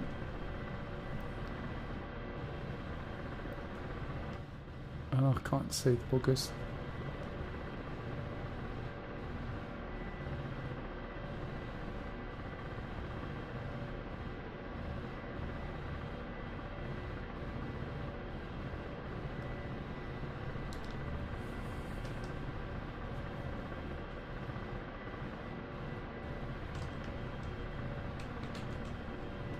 I'll just move forward a bit. Let's see how we get on. Probably get shot before I say anything again, but hey.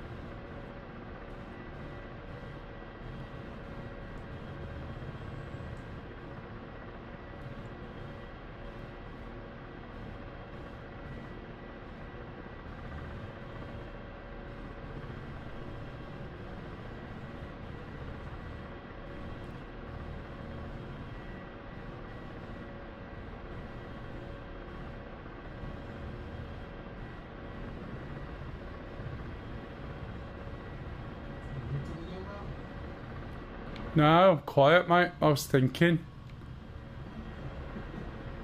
I was muted a bit earlier by mistake.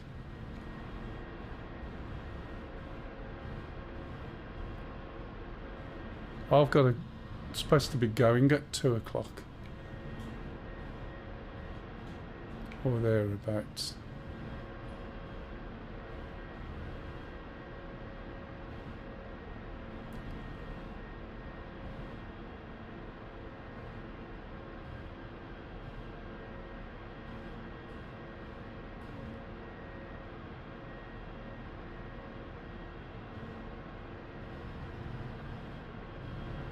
Something behind me. Are you behind me at all, pup? Shooting at shit. Nope.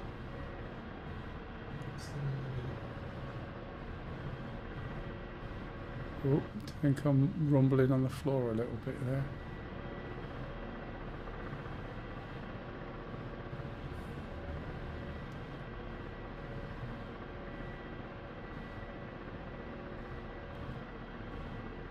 Can't see shit.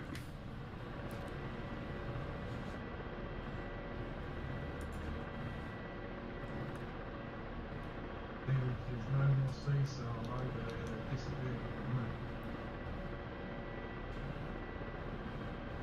It's telling me 12 o'clock. I can see some kind of craft in front of me. Is it an MI8? Possibly elementary.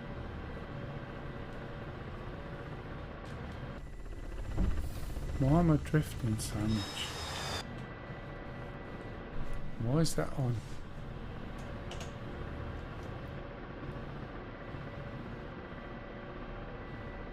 It looks all clear. It doesn't appear to be anything flying close. There is an MI8, but it's a long way off and it's concerning its place.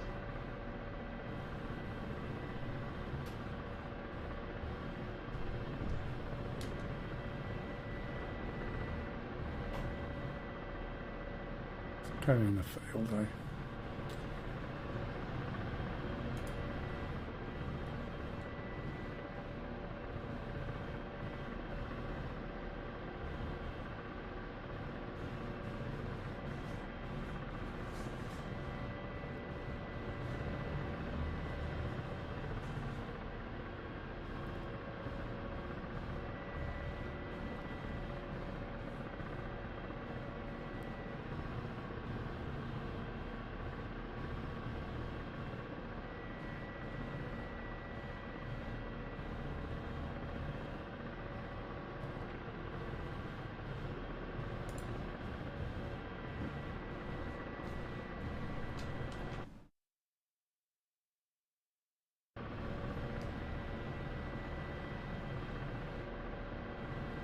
That's to be up there.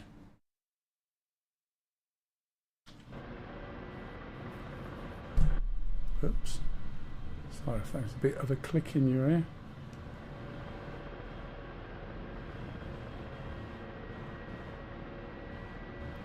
It looks like the tanks around here. That one's still alive. Or is it a bush? I was just about to shoot the bush. And those are bushes as well. They look like bloody two tanks to me. How bad is that?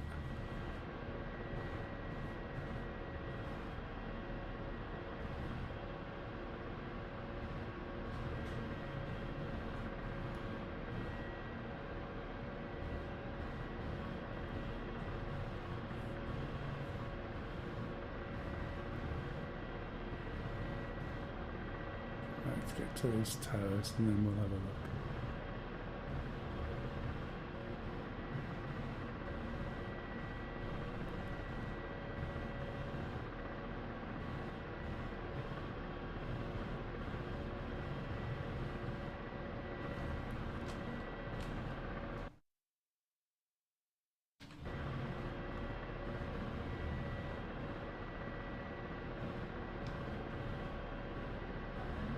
Yeah.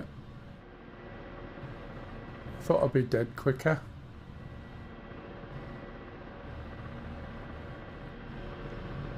Just try and edge over here and try and use these as a little bit of cover.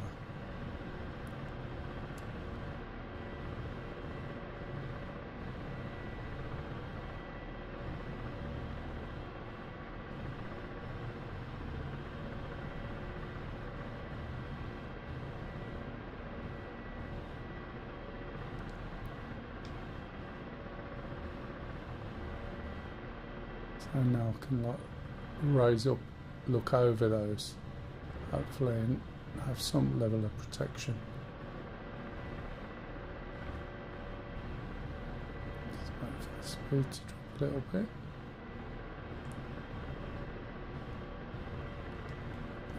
Probably do.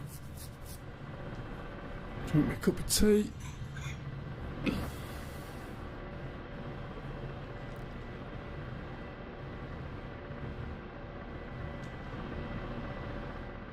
As I said earlier, because it slowed down so much, it means that you can get into a hover much quicker. I'm just going to increase my height, get over the building so I can see. I don't have to, because I'm not right close up to the building, I don't have to go very high. So if I can get the right height, I should be able to see the tanks without them really seeing me, ideally. I'll shoot you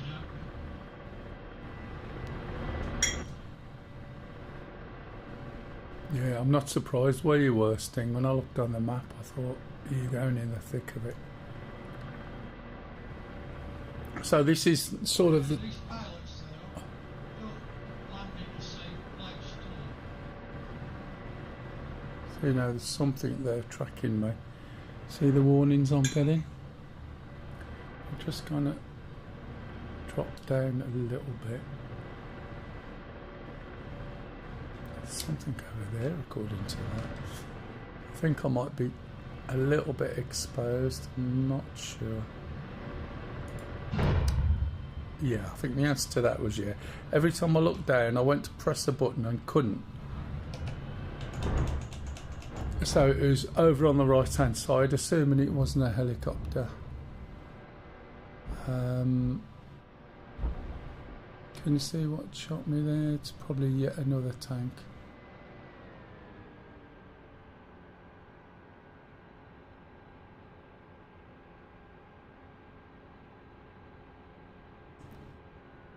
Can you see what happened there? Didn't hit anything. Ah, blue player mail. Okay, I landed. Something happened. I don't know what it was, but it looked like something hit me, didn't it? Oh well. I think that might. It may have been me, but it looks a bit odd. Anyway, I am going to have to pass whoever's left over because I have to go out and go and get ready to go.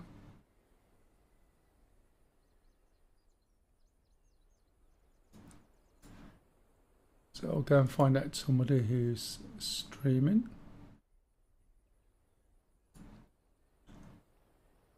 "52 viewers, it's pitiful, isn't it?" Oh, 2 people. Right. Oh my God. There's 2 people streaming and I'm one of them. I'll pass you over to this person, but I think you'll find he may be Polish, and if he doesn't speak English, you're not going to see a lot. All right, matey. Thanks, Kev, for the help, as always.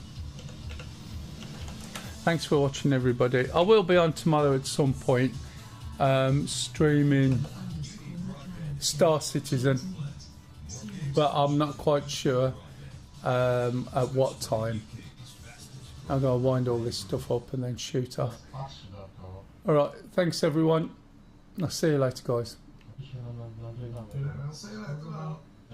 Co robię?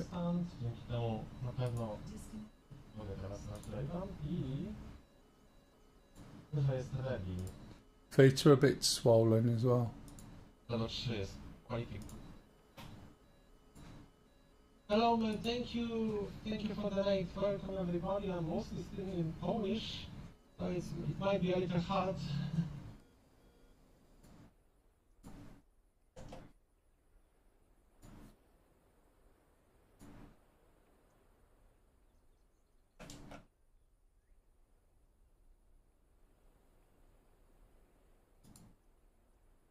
Right,